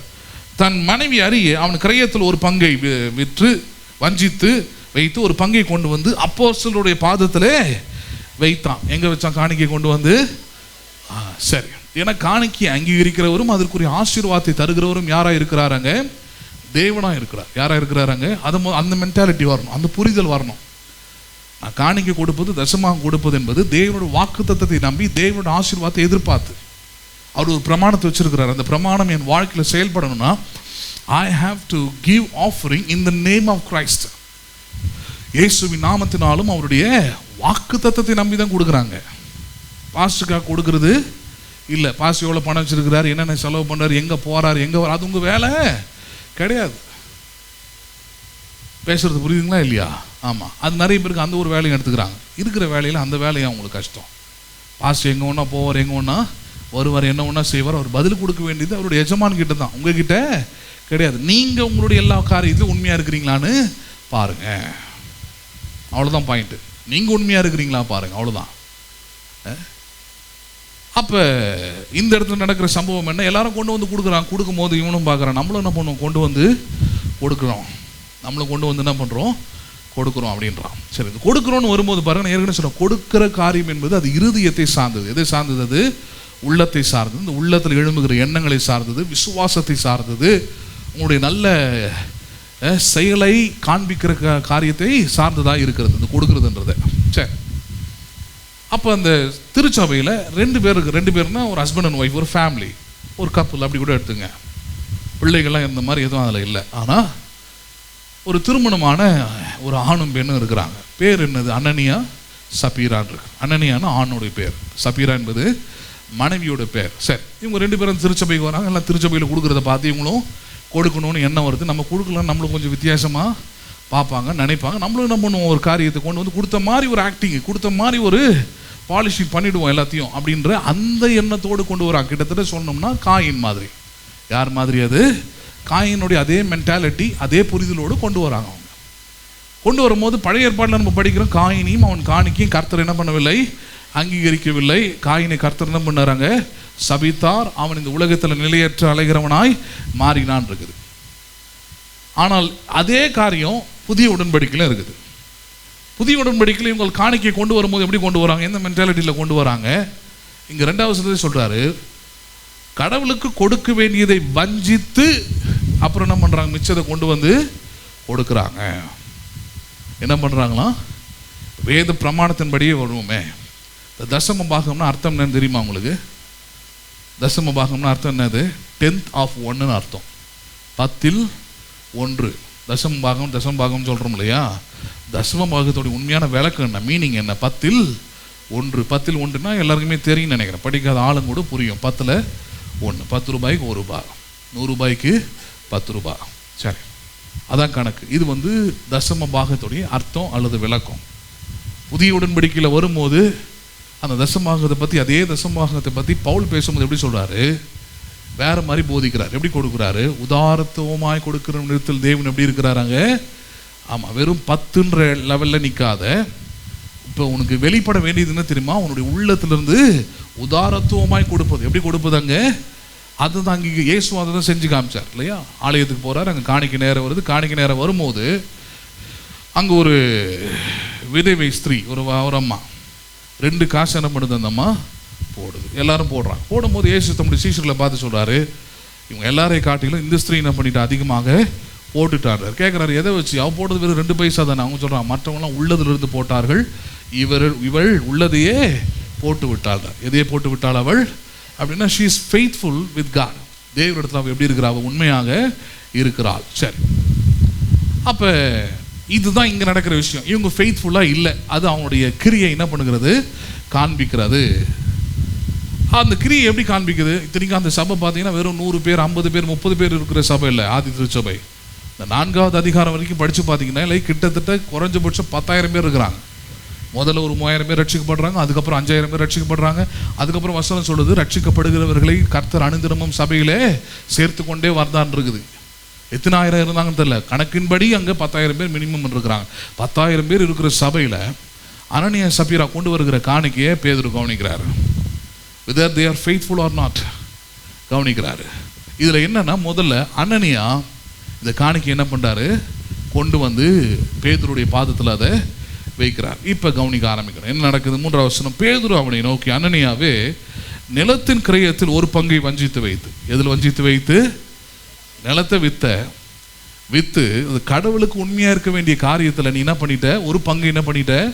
வஞ்சித்து வைத்து. அடுத்த வார்த்தையை கவனிக்கணும். பரிசுத்த ஆவியினிடத்தில். யாரிடத்தில்? சிலருக்கு அது ஒரு வேடிக்கையாக இருக்குது. அதனால தான் அதுக்கு முன்னாடி வசனம் படித்த லூக்கால என்ன வசனம் அது? பரிசுத்த ஆவியினிடத்தில் அல்லது பரிசுத்த ஆவியை தூஷணம் பண்ணுகிறவனுக்கு என்னவே கிடையாது, மன்னிப்பே இல்லை. என்னவே கிடையாது, மன்னிப்பே. ஆமாம், நீ பக்தி அது இது பழைய காலம் அப்போலாம் ஆண்டவருக்காக எது ஒன்றா இருக்கலாம். But your stand against the Holy Spirit. Hello, யாருக்கு எதிராக நின்றால்? நீங்கள் பரிசுத்த ஆவிக்கு எதிராக நின்றால் உங்களுக்கு என்ன கிடையாது? அங்கே மன்னிப்பே இல்லை. இதுதான் அந்த பிரமாணம். அந்த பிரமாணம் எங்கே வருது? இப்போ சபையில் இந்த அனனியா காணிக்கை கொண்டு வரான். கொண்டு வந்ததில் வஞ்சனையோடு என்ன பண்ணுறான்? he was unfaithful to God. நேர்மையற்ற விதத்தில், முறையற்ற விதத்தில், கடவுளுக்கு உண்மையாக இல்லாமல் அப்படி வந்து கொடுக்குறான். கொடுக்கும்போது பேதுரு அது கேள்வி எழுப்புறாரு. என்ன கேள்வி எழுப்புறாரு? அனனியாவே, நிலத்தின் கிரயத்தில் ஒரு பங்கை வஞ்சித்து வைத்து. அடுத்த வார்த்தை, பரிசுத்த ஆவியினிடத்தில். யாரிடத்தில்? பரிசுத்த ஆவியினிடத்தில் பொய் சொல்லும்படி சாத்தான் உன் இருதயத்தை நிரப்பினது என்ன? இப்போ நிறைய நேரத்தில் நம்ம அப்படி தான் பண்ணிக்கிட்டு இருக்கிறோம். நம்ம ஆவியானவரை பெற்றுக்கொண்டோம்னு சொல்கிறோம், ஆவியானவர் என்னை நடத்துகிறாருன்னு சொல்கிறோம். ஆனால் ஆவியானவர் உங்களை கண்காணிக்கிறது மட்டும் இல்லை, பார்த்து கொண்டு இருக்கிறது மட்டும் இல்லை, இன்னொரு விஷயத்தையும் கவனிக்கிறார். do you faithful to the Holy Spirit or not? ரோமரில் சொல்றாரு, உங்களுக்கு அருளப்பட்ட ஆவியானவரை நீங்கள் துக்கப்படுத்தாதிருங்கள். என்ன படுத்தாதிருங்கள்? நீங்கள் உண்மையாக இல்லைன்னா அவர் துக்கப்பட தான் செய்வார். அப்போ துக்கப்படுத்தாதிருங்கன்றது எங்கே வந்து நிற்குதுன்னு பார்த்தீங்கன்னா, கொடுக்குற காரியத்திலே வந்து நிற்குது. அப்போ கொடுக்குற காரியத்தில் என்ன சொல்கிறார்? உங்களுக்கு அருளப்பட்டிருக்கிற ஆவியானவர் அவருக்கு எதிராக செயல்படுகிற, செய்யப்படுகிற, சொல்லப்படுகிற, கிரியை செய்யப்படுகிற எதுவும் என்ன பண்ணப்படாது? இம்மையில் மன்னிக்கப்படாதுன்னு தெரிஞ்சோம் நீ என்ன பண்ணுற? தைரியமாக உன் உள்ளத்தை கடினமாக்கி, உன் உள்ளத்தை இருக்கிற மனசோட மாற்றி, எவ்வளோதான் அந்த வார்த்தையும் வசனம் உங்களுக்குள்ள, உங்கள் சேவைகளில், உங்கள் உள்ளத்தில் அது போடப்பட்டாலும் எப்படி இருக்கிறீங்க நீங்கள்? அனனியாவை போல. ஆமாம், வஞ்சிக்கணும், அவ்வளோதான். வஞ்சனை செஞ்சால் தான் குடும்பம் நடத்த முடியும். வஞ்சித்தாதான் நான் எனக்குன்னு எதாவது சேர்த்து வைக்க முடியும், வஞ்சித்தாதான் எனக்கு நான் ஏதோ ஒன்று பண்ணிக்க முடியும், வஞ்சித்தாதான் என்னால் வாழ முடியும் இப்படி நினைக்கிறோம். இதோடைய நிலைமை என்ன ஆகி போய் முடியுது? இது கடைசியா என்ன ஆகுது தெரியுமா? யாருக்கிட்ட மோதி இருக்கிறோன்றது அப்பதான் அனனியாவுக்கு புரியுது. யாருக்கிட்ட மோதி இருக்கிறோம்? இது யார்கிட்ட மோதி இருக்கிறோம்? பாஸ்டர் கிட்ட இல்லை, பேதுரு கிட்ட இல்லை, வெறும் இது ஒரு ஊழியம் ஒரு சபை அப்படி இல்லை. இந்த ஊழியத்தின் பிரதானமாக இருக்கக்கூடிய பரிசுத்த ஆவியினிடத்தில் என்ன பண்ணுகிறாய்? நீ பொய் சொல்லுகிறாய். நீங்கள் ஒவ்வொருவரும் அப்படிதான் இருக்கணும். நீங்கள் யாரும் அனனியாவை என்ன பண்ணிடக்கூடாது, மாறிடக்கூடாது. You should be a faithful. மற்ற விசுவாசி அதில் ஒருத்தன் தான் அப்படி இருந்தான், மற்றவங்கெல்லாம் உண்மையாக இருந்தாங்க. அதில் மற்றவங்கள போல இருக்கணும். அதில் they are faithful in each and every thing. ஏன்னா ஏதோ ஒரு சம்பளத்திலிருந்து கொண்டு வந்து பணத்தை கொடுக்குறதுலாம் பெரிய விஷயம் இல்லை. பெரிய விஷயம் தானே, அதுலேயும் நிறைய பேர் உண்மை இல்லை. ஆனால் இவங்க பண்ணுறது அதெல்லாம் தாண்டி தங்களுக்கு இருந்த காணியாட்சிகளை வீடுகளெல்லாம் விற்று கொண்டு வந்து கொடுக்குற அந்த மென்டாலிட்டி, அந்த மாதிரியான ஒரு விசுவாசத்தில் இருக்கிறாங்க அவங்க. தாவீது எதை வச்சு அவனை சிறந்தவன் சொல்கிறோம்? எதை வச்சு தேவன் அவன் வந்து என் இருதயத்துக்கு ஏற்றவன் சொன்னார்? தேவன் தாவீது ஆசீர்வதிச்சார். ஆடு மேய்க்கிறவனாக இருந்தான், கையில் ஒன்றுமே கிடையாது. ராஜா ஆகும் போது வீடே பக்கத்து நாட்டில் இருக்கிற ஒரு ராஜா தான் கட்டி கொடுக்குற நிலைமை அவனுக்கு. வீடே யார் தான் கட்டி கொடுத்தாங்க? பக்கத்து நாட்டில் இருந்து ஒரு ராஜா பரிதாபப்பட்டு, சரி இவனை பக்கத்தில் இருக்கிறான், ஒரு பெரிய ஊராக இருக்கிறான், நல்லா யுத்தம்லாம் பண்ணுறான், கொஞ்சம் நம்ம அப்படி வச்சுப்போன்னு சொல்லிட்டு அவர் கட்டி கொடுக்குற அளவுக்கு இருக்குது நிலைமை. ஆனால் அவன் வர வர விருத்தி அடைந்து மகா பெரியவனாக மாறி பொண்ணும் வெள்ளியும் உள்ள ஐஸ்வர்யவான மாறிட்டான் தாவீது. முடியும் போது அப்பாடா சேர்த்து வச்சாச்சு, பிள்ளைங்களுக்கு ரெடி, 5 தலைமுறைக்கு இருக்குது போதும் அப்படிலாம் நினைக்கலாம்.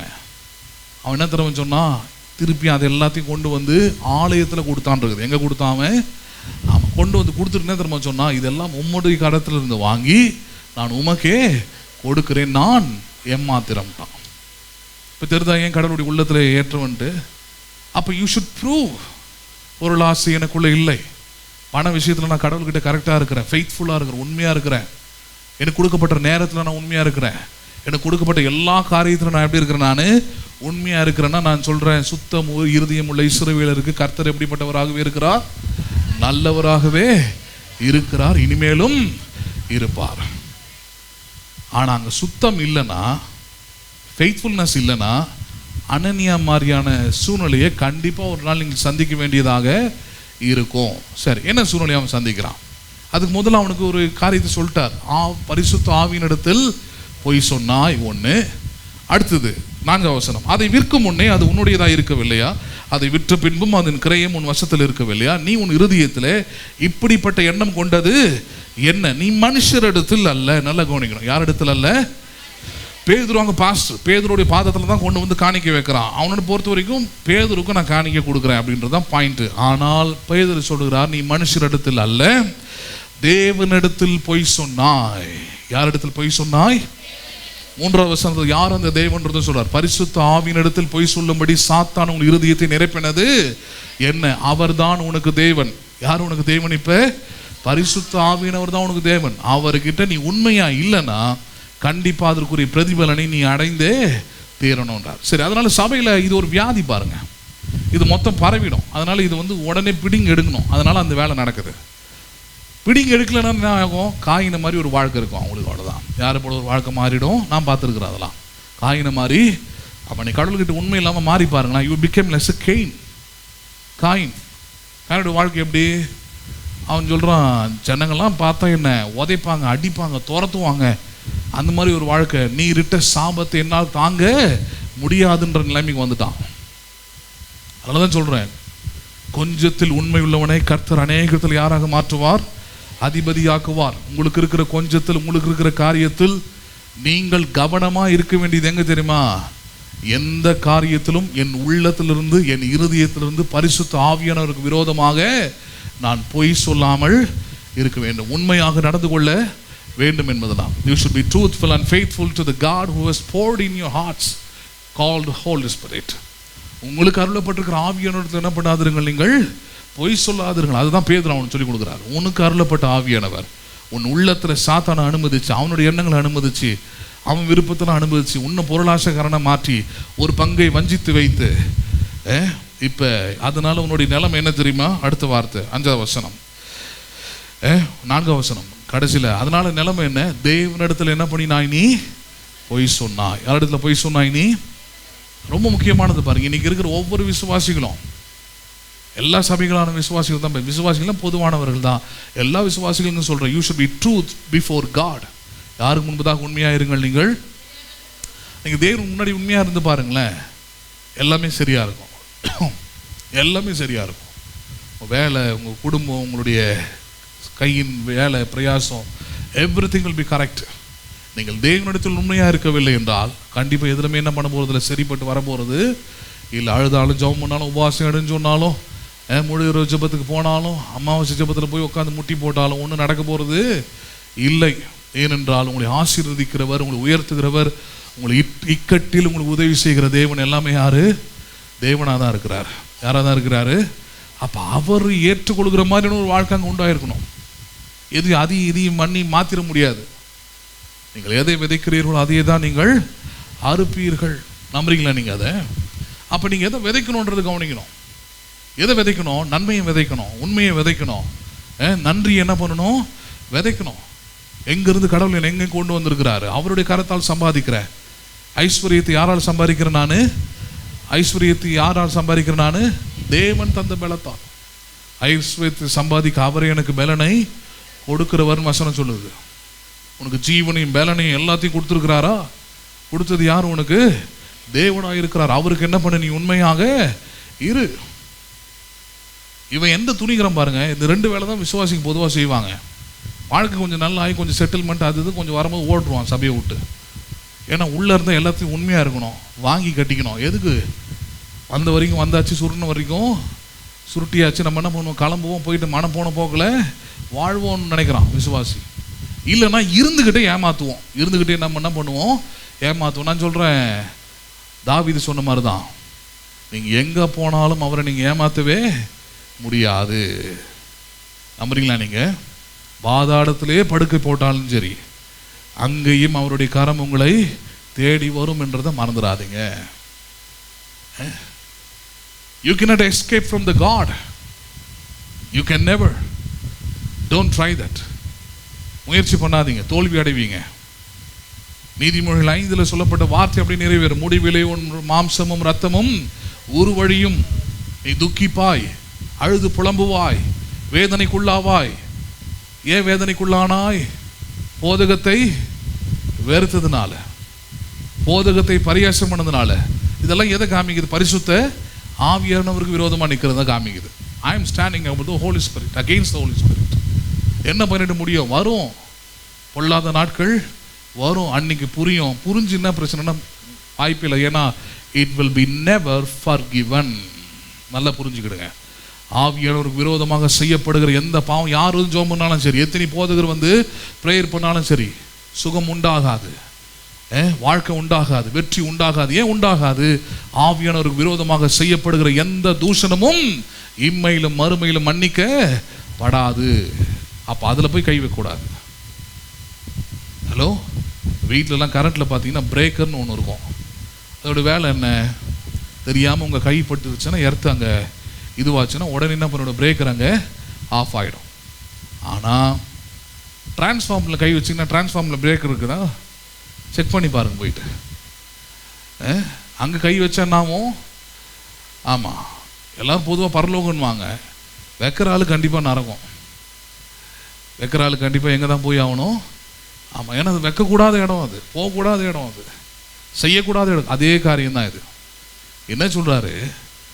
நீங்கள் ஒருவேளை சில காரியத்தில் விசுவாசத்துலையும் மற்ற காரியங்களிலோ, இயேசுவை அறிந்து கொண்ட காரியங்களிலோ நீங்கள் ஒருவேளை கொஞ்சம் பலவீனராக இருக்கலாம், பிரச்சனை கிடையாது, நாளுக்கு நாள் சரியாகிடும். ஆனால் ஆவியானவருக்கு விரோதமாக செய்யப்படுகிற எந்த தூஷணமும் இம்மையிலும் மறுமையிலும் மன்னிக்கப்படாதுன்றதுல கொஞ்சம் கான்ஷியஸாக இருந்துக்கிடுங்க. நீங்கள் நாளைக்கு படுத்துக்கிட்டு போய் யோசிப்பீங்க, எதனால் இப்படி ஆன, நான் எதனால் இப்படி நடந்துச்சு, இவ்வளோ ஜாம் பண்ணுறேன், இவ்வளோ பாஸ்டர்ஸ் வந்து பண்ணுறாங்க. ஆகாது. Because if you stand against the Holy Spirit, you will be never forgiven ever. ஒரு நாளும் அது மன்னிக்கப்படாது. அதனால தான் you should be aware. Transformer தொடர்றதுக்கு எப்பவுமே என்ன பண்ணணும்? அச்சப்படணும். சரி, அப்போ அண்ணனியை பார்த்து பேதுரு சொல்கிற வார்த்தை தான், பரிசுத்த ஆவியினிடத்தில் நீ பொய் சொன்னாய். அதனால என்ன? 5வது வசனம், அனனியா இந்த வார்த்தைகளை கேட்கவே, எதை கேட்கவே? வார்த்தைகள் அந்த சத்தியம் பாருங்க. அதான் நீதிமொழிகள் 5 சொன்னேன், முடிவில் உன் மாம்சமும் ரத்தமும் உருவழியும் போது ஐயோ போதகத்தை வேறு. அதுதான் அது அங்கே போதிச்சிருக்கிறாங்க. அந்த போதகத்தோடைய விளைவு என்ன? அனனியாவை எங்கே தள்ளுகிறது? அது விழுந்து அவன் என்ன பண்ணினான்? ஜீவனை விட்டான். இவைகளை கேள்விப்பட்ட யாவருக்கும் மிகுந்த பயம் உண்டாயிற்று. என்ன உண்டாயிற்று? 6வது வசனம், வாலிபர் எழுந்து அவனை சேலையிலே சுற்றி வெளியே எடுத்துக்கொண்டு போய் அடக்கம் பண்ணினார்கள்.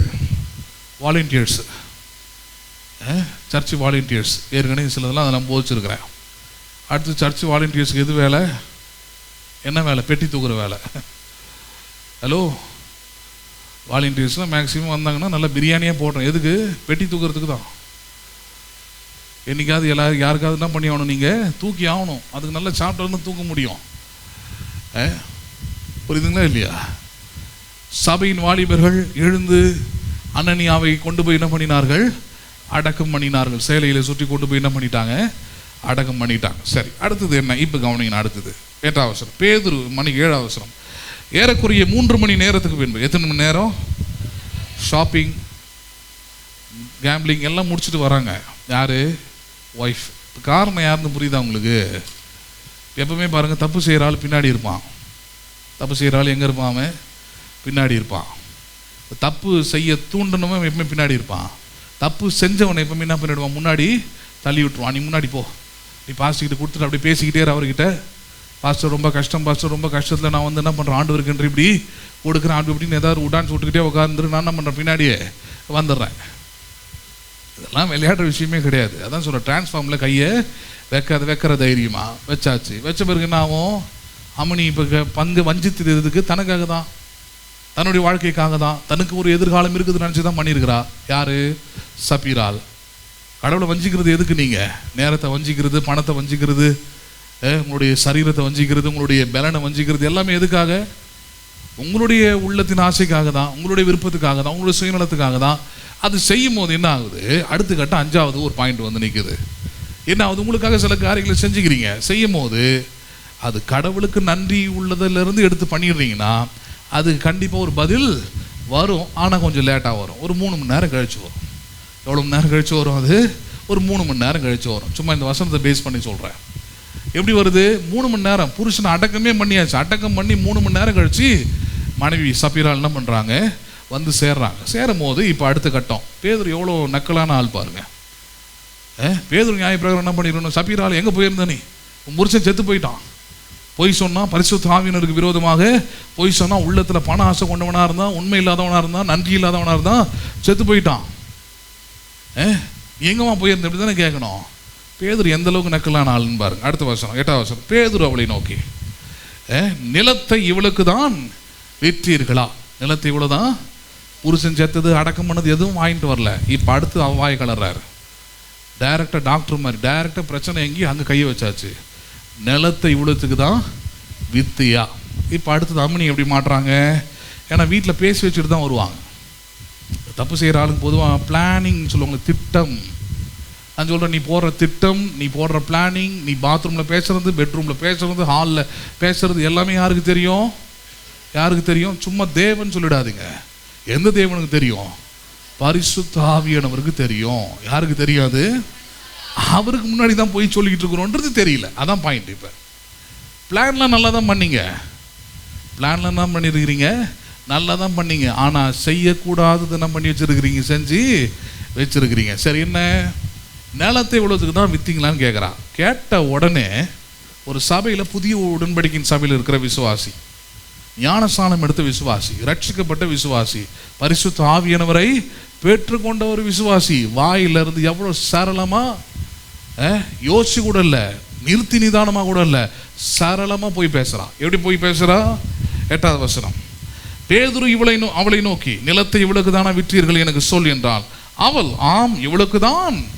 கொஞ்சம் கூட பாருங்க, கொஞ்சம் கூட கூச்சமே இல்லை, கொஞ்சம் கூட என்ன இல்லை. அங்கே போய் சொல்கிறோமே, கையங்களவமாக மாட்டியாச்சாங்க.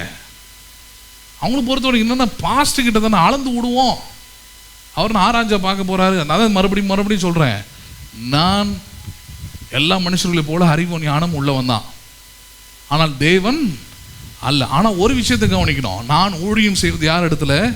தேவன் இடத்துல. நீங்கள் ஒரு காரியத்தின் இடத்துல பேசும்போது யாருக்கு அது கவனிக்கிறது? அது என்னுடைய ஓனர் தான் கவனிக்கிறார், அதை ஆவியானவர் தான் அதை கவனிக்கிறார். உங்களுக்கு பிரதிபலன் அடிக்க போகிறதும் யார்? அவர் தான். நீங்கள் பேசும்போது என்ன ஒன்றா பேசிட்டு போகலாம், என்ன ஒன்றா கதை ஆடுந்து விடலாம், இந்த அம்மாலேருந்து விடுற மாதிரி இவளுக்கு தான் வித்தோம் அப்படின்னு நீங்கள் சொல்கிற மாதிரி என்ன பண்ண அந்த அவனும் சொல்லலாம். ஆனால் முடிவெடுக்க போகிறது யார்? நான் அல்ல. முடிவெடுக்க போகிறது யார்? பரிசுத்த ஆவியானவர். எப்படி முடிவெடுக்கிறாரு? பதில் கொடுக்குறாரு பாருங்க அந்த அம்மா. ஏன்னா படால் ஒன்று செத்துடக்கூடாது, தெரிஞ்சு தான் சாவடிக்கணும், உணர்ந்து தான் மறைச்சு போகணும். ஹலோ, உணர வச்சு தான், இதுக்கப்புறம் உனக்கு மன்னிப்பே கிடையாதுன்னு தெரிய வச்சு தான் அவளை சாவடிக்கணும். அதனால் சொல்லிட்டு தான் சாவடிக்கிறார். எப்படி? 9வது வசனம், பேதுரு அவளை நோக்கி, கர்த்தருடைய ஆவியை சோதிக்கிறதற்கு. யாரை சோதிக்கிறீர்கள் நீங்கள்? எதில் சோதித்தார்கள்? எதில் சோதித்தார்கள்? எதில் சோதிச்சாங்க? கர்த்தருக்கு கொடுப்பதில், கர்த்தருக்கு செய்வதில். சொல்றாரு கர்த்தருடைய ஆவியை என்ன பண்ணுவதற்கு? தெரியும், உனக்கு உண்மை என்னன்னு தெரியும், சத்தியம் என்னன்னு தெரியும், தசமாக என்னன்னு தெரியும், கிரயத்தை கொண்டு வந்து கொடுப்பதுன்னா எல்லாம் தெரியும். தெரிஞ்சும் என்ன பண்ணிக்கிட்டு இருக்கிற நீ? சோதிக்கிற. என்ன பண்ணி என்ன நடந்துருதுன்னு பார்த்துடலாம். நடக்கும். வேதம் ஒரு நாளும் பொய்யை சொல்லாது. அது காலத்தில் நேர்த்தியை நடத்துகிற ஆண்டவர். இது என்ன பண்ணுவார்? அப்படி வார்த்தையை நேர்த்தியாக நடப்பிப்பார், நடத்துகிறார். நான் பார்த்துருக்கிறேன் இதே சபையில் யாரெல்லாம் பரிசுத்த ஆவியானவருக்கு விரோதமாக போய் பேசினார்களோ, எதிர்த்து பேசினார்களோ, தூஷணம் பண்ணினார்களோ, அத்தனை பேருடைய முடிவும் அழிவுதான். மன்னிப்பே கிடையாது அவங்களுக்கு. இந்த ஒரு விஷயத்தில் மட்டும் நீங்கள் அதனால தான் சொல்ற, நீங்கள் எதை செய்தாலும் உங்களுக்கு மன்னிக்கப்படும். பரிசுத்த ஆவியானவருக்கு விரோதமாக தூஷணம் பண்ணுகிற எந்த காரியத்துக்கு உங்களுக்கு என்ன கிடையாது? மன்னிப்பு இல்லை. அதுதான் கேட்குறாரு. இவ்வளவு தானே வித்தோன்னு கேட்டால் சரளம், ஆமாம் அவ்வளோதான். பொய். சரி, பொய்க்கு என்ன பதில்? ஒரே ஒரு பதில் தான். பரிசுத்த ஆவியானவருக்கு விரோதமாக பொய் சொல்லுவதற்கு சாத்தான் நீங்கள் ஒருமனப்பட்டது என்ன? எதில் ஒருமனப்பட்டிருக்கிறாங்க இவங்க? கர்த்தருடைய ஆவியை சோதிப்பதற்கு. யாரை சோதிப்பதற்கு? பொய்யை பேசுவதற்கு, ஏமாற்றுவதற்கு, ஊழியக்காரனெல்லாம் ஏமாத்துறதுக்கு ஒருமனப்பட்டிருக்கிறாங்க. இந்த ஒருமனத்துடைய விளைவு என்ன தெரியுமா? ஒருமனம் தானே பட்டீங்க. இப்போ சாவலி என்ன பண்ணுங்க? நீங்கள் ஒரு மனமாக இருங்கள். எதுலையும் என்ன பண்ணுங்க? நீங்கள் ஒரு மனமாக. எவ்வளோ பேர் அசிங்கம் பாருங்கள். ஒரு சபையில், ஆதி திருச்சபையில் மற்றவங்களாம் புரோஜனம் உள்ளவங்களாக இருக்கிறாங்க, மற்றவங்க அவங்க பிள்ளைங்க எல்லாமே சபையில் இருக்கிறாங்க. இது என்ன பண்ணுது? வந்து நன்மையை பெற்றுக்கொண்டு திருப்பி கொடுக்கணும்னு வரும்போது அவரை ஏமாற்றி, அந்த ஏமாத்துறன்ற உணர்வு கூட இல்லாமல் மறுபடியும் என்ன பண்ணிக்கிட்டே இருக்குது? பேதுரு தானே புருஷங்கிட்ட சொன்ன அதே டைலாக் இங்கே என்ன பண்ணும்? இவங்ககிட்டையும் அடிச்சு விடுது. முடிவு என்னது? அடுத்த வசனம் சொல்லுகிறது இப்படி, இதோ உன் புருஷனை அடக்கம் பண்ணினுடைய கால்கள். யாரு அடக்கம் பண்ணினுடைய கால்கள்? உன் புருஷனை அடக்கம் பண்ணினுடைய கால்கள் வாசற்படியில் வந்திருக்கிறது, உன்னையும் வெளியே என்ன பண்ணுவார்கள்? அவர்கள் கொண்டு போவார்கள். அதுதான் இன்னைக்கு இருக்கிற இந்த வார்த்தைகளை கேட்கிறவங்களுக்கு சொல்றேன் நான். நீங்கள் பரிசுத்த ஆவியை நீங்கள் சோதிக்கும் போது அனனியா சப்பீராவை கொண்டு போன அந்த கால்கள் உங்களுக்கு என்ன பண்ணும்? ஒரு நாள் கொண்டு போகும். யாரா இருந்தாலும் சரி. நீங்க மரணத்துக்கு பயப்படுறதை விட்டுட்டு யாருக்கு பயப்பட ஆரம்பிங்க? நீங்க பரிசுத்த ஆவிக்கு பயப்பட ஆரம்பிங்க. அதுதான் சொல்லி தரேன் நான். செத்து போயிடுவோமோ, சாவும் போது பாவியா சாவாதீங்க. யாரை சாவாதீங்க? நீங்க அனனியா சப்பீராவுடைய மரணம் எதனால நம்ம பரிதாபமானது? they died against the Holy Spirit. they died of unforgiven. மன்னிப்பை பெறாமல், மன்னிக்கப்பட முடியாமல் அவர்கள் என்ன பண்ணினார்கள்? அவர்கள் செத்தார்கள் படிக்கிறோம் நம்ம. அந்த நிலையில் ஒரு என்ன பண்ணாதீங்க. போயிட்டு ஒரு விசுவாசியோட வாழ்க்கை அப்படி போய் முடியுதுன்னா எவ்வளோ கேவலம் பாருங்க, எவ்வளோ அசிங்கம் அது. பரல தான் சொல்றாரு, புருஷனை அடக்கம் பண்ணினுடைய கால்கள் வாசற்படியிலே வந்து நிற்கிறது, உன்னையும் அவர்கள் என்ன பண்ணுவார்கள்? கொண்டு போவார்கள். 10வது வசனம், உடனே அவள் அவனுடைய பாதத்தில் விழுந்து ஜீவனை விட்டாள். வாலிபர் உள்ளே வந்து அவள் மரித்து போனதை கண்டு அவளை வெளியே எடுத்து போய் அவருடைய புருஷன் அன்றையிலே அடக்கம் பண்ணினார்கள். சபையார் எல்லோருக்கும் இப்போ கவனிக்கணும், இது எல்லாமே எங்கே நடந்தது? பரிசுத்த ஆவியினர் எங்கே கிரியை செய்கிறாரு? எங்கே நியாய தீர்ப்பு நடக்குது? எங்கே பரிசுத்த ஆவியினருக்கு விரோதமாக பேசப்படுகிற தூஷணங்கள் மன்னிக்கப்படுவதில்லை என்பது உறுதி செய்யப்படுது? சபையில். எங்கே செய்யப்படுகிறது? எல்லாமே விசுவாசி கண்ணுக்கு முன்னாடி, சபையாருக்கு எல்லாருக்கும் முன்னாடி இது நடக்குது. வசனம் சொல்லுகிறது, சபையார் எல்லோருக்கும் இவைகளை கேள்விப்பட்ட மற்ற யாவருக்கும் மிகுந்த பயம் உண்டாயிற்று. அப்போஸ்தலருடைய கைகளினாலே அநேக அடையாளங்களும் அற்புதங்களும் ஜனங்களுக்குள்ளே செய்யப்பட்டது. எல்லோரும் ஒருமனப்பட்டு சாலமோனுடைய மண்டபத்தில் இருந்தார்கள். மற்றவர்களில் ஒருவரும் அவர்களுடனே சேர துணியவில்லை. ஆகிலும் ஜனங்கள் அவர்களை மேன்மைப்படுத்தினார்கள். திரளான புருஷர்களும் ஸ்திரீகளும் விசுவாசம் உள்ளவர்களாகி கர்த்தரிடமாக அதிகமாக என்ன பண்ணப்பட்டார்கள்? அவர்கள் சேர்க்கப்பட்டார்கள். அதான் தேவை.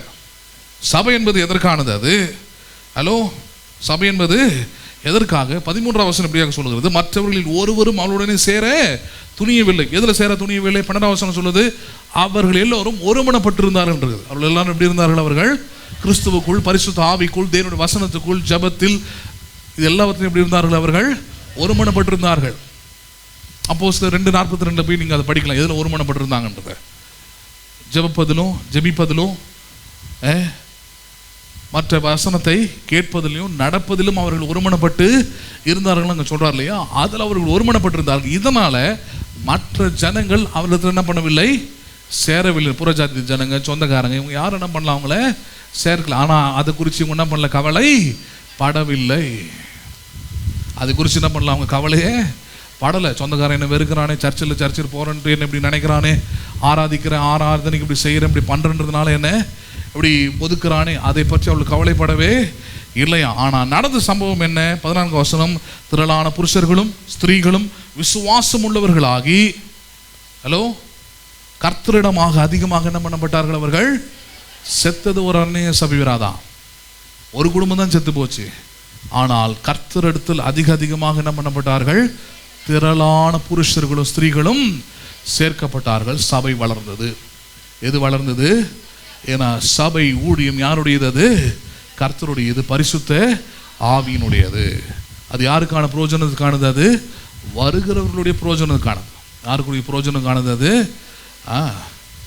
அந்த வருகிறவருடைய பிரயோஜனத்துக்காக நடத்தப்படுகிற ஊழியத்தில் பொய் சொல்லி உண்மை இல்லாமல் போய் ஏமாத்தினா அதோடைய முடிவு என்னவாக தான் இருக்கும்? அழிவாக தான் இருக்கும். புரிஞ்சுக்கிறீங்களா நீங்கள் அதை?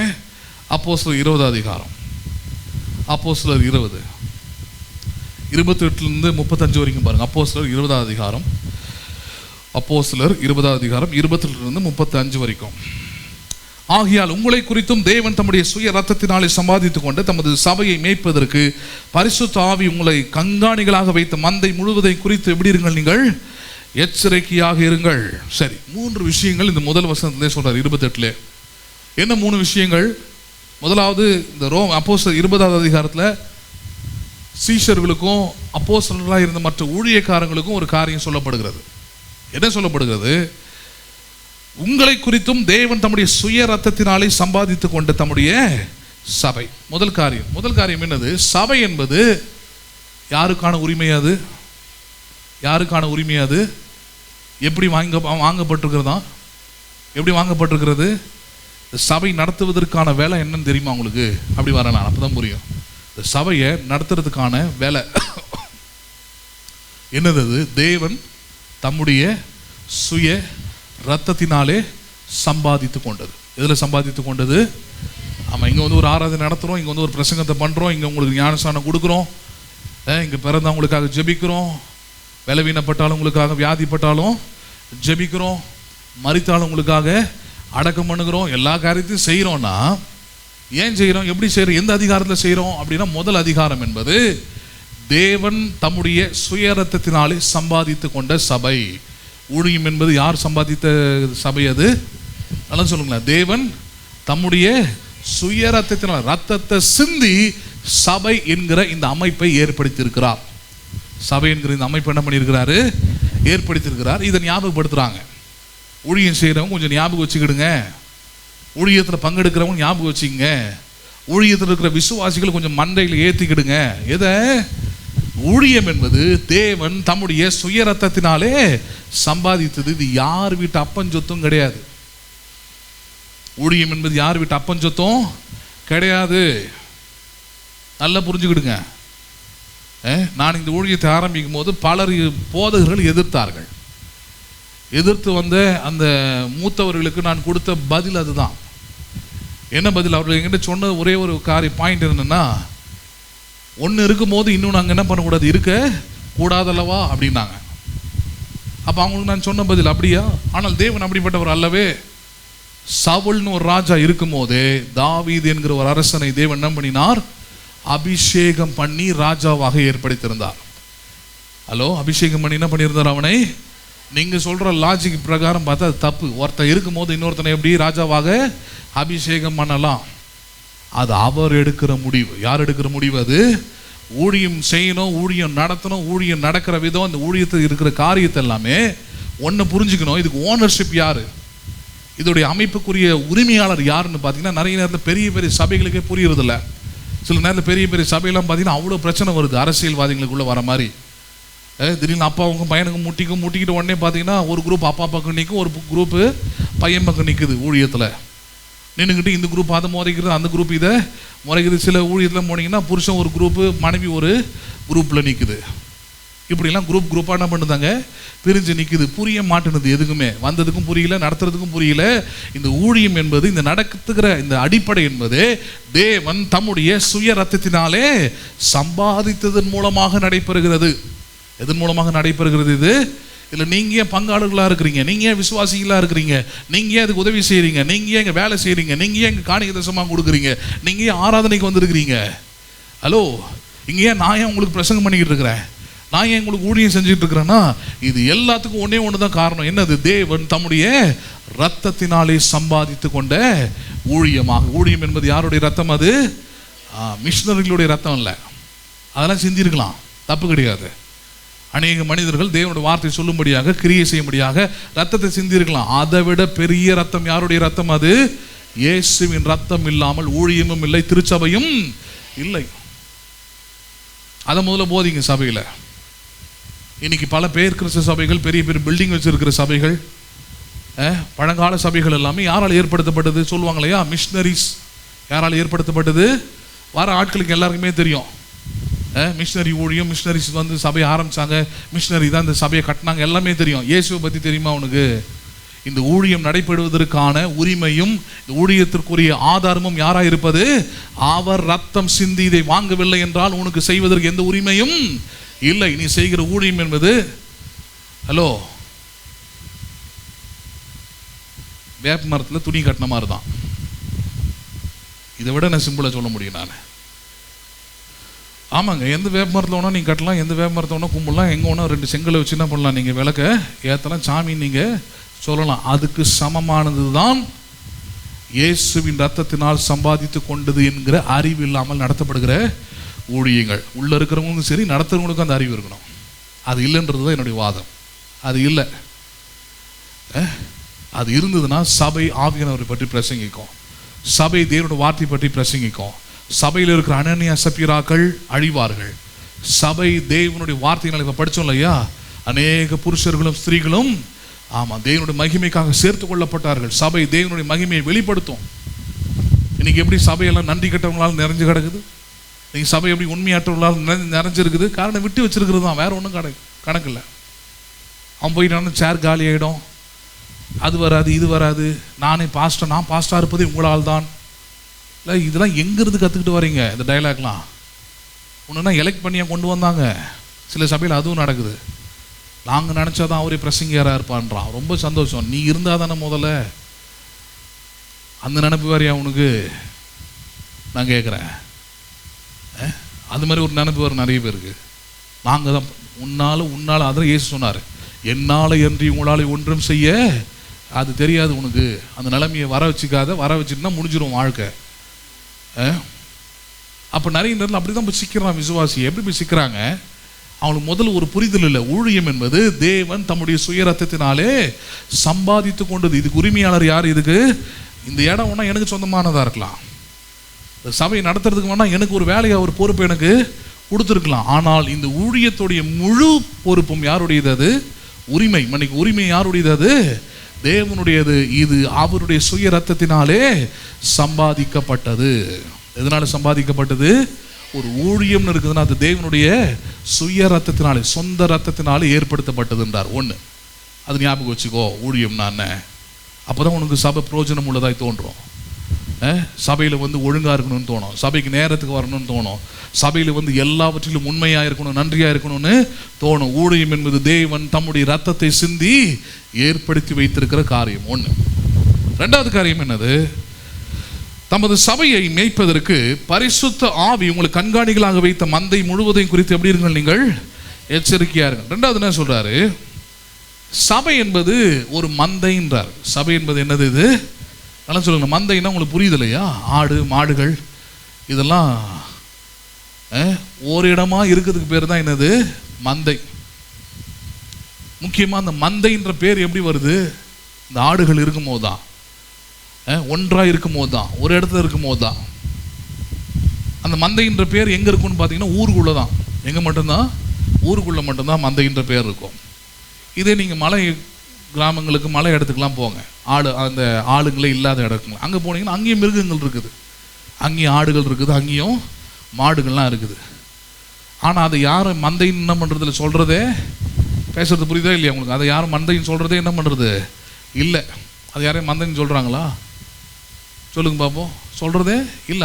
அந்த மலைக்கு போனேன், அங்கே ஒரு ஆட்டு மந்தை இருந்ததுன்னு யாரும் சொல்லுவாங்களா? சொல்ல மாட்டாங்க. மந்தை என்றால் அதெல்லாம் ஒருமனப்பட்டு ஒரு மெய்ப்பனை கீழே என்ன பண்ணுது? அது இருக்கக்கூடிய ஒரு ஒரு ஒரு யூனிஃபார்ம் மெத்தடுக்கு பேர் தானேன்னு சொல்கிறோம், அதை மந்தைன்னு சொல்கிறோம். இல்லைன்னா அது ஒரு காட்டு விலங்கு. அது என்ன விலங்கு? அது காட்டு விலங்கு. இன்றைக்கி பல சபைகள் அப்படி தான் காட்டு விலங்கு சபையாக இருக்குது. அது மந்தையாக இல்லை. அது எப்படி இல்லை? அது மந்தையாக இல்லை. அது காட்டு விலங்கு மாதிரி இருக்குது. அங்கேயும் இங்கேயும் ஓடிக்கிட்டு ஒடியாந்துக்கிட்டு எந்த கண்ட்ரோலும் இல்லாமல், எந்த ஒரு பேச்சும் இல்லாமல், யாருடைய கண்ட்ரோல்லையும் இல்லாமல் இருக்கக்கூடிய இடமா இருக்குது. சரி, அப்போ சபைன்னு சொல்லும்போது சொல்கிறார் ஒரு மந்தைன்னு பேசிட்டு அது மட்டும் இல்லை, அதில் 2 பாயிண்ட் கொண்டு வர்றாரு. என்னது? ஒன்று மேய்ப்பதற்கு என்றார். மந்தை என்ன பண்ணுவதற்கு? ஊழியர்களுக்கு சொல்லி முதல்ல அவனுக்கு தான் அந்த அறிவு வரணும். சபனா அது ஏன் ரத்தம் கிடையாது. சபனா இது உரிமை யாரு? தேவன் தம்முடைய சுய ரத்தத்தினாலே சம்பாதித்தது. ஒன்று. ரெண்டாவது, உனக்கு ஒரு மந்தையை கொடுத்துருக்கிறாரு. மந்தைனா என்னது? ஆத்துமாக்கள். இந்த ஆத்துமாக்களுக்கு உன்னை யாராக வச்சிருக்கிறாரு? மெய்ப்பனாக வைத்திருக்கிறார். யாராக வைத்திருக்கிறார் அவர்?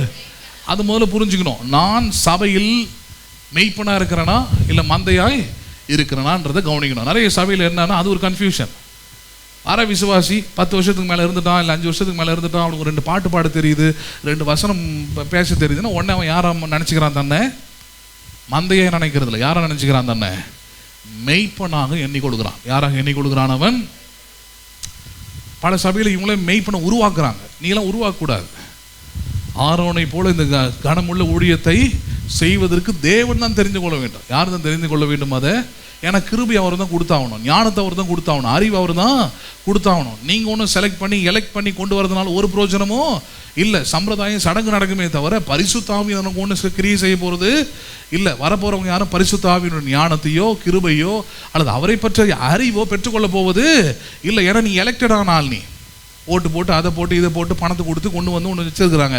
நீ வெறும் சம்பிரதாயத்தையும் சடங்கையும் தான் சொல்லித்தர முடியுமே தவிர இயேசு சொன்ன மாதிரி சத்தியத்தை அறிவீர்கள், சத்தியம் உங்களை விடுதலையாக்கும், குமாரன் உங்களை விடுதலையாக்கினால் நீங்கள் மெய்யாகவே விடுதலை ஆவீர்கள்ன்ற அந்த அனுபவத்துக்குள்ளே வர முடியாது.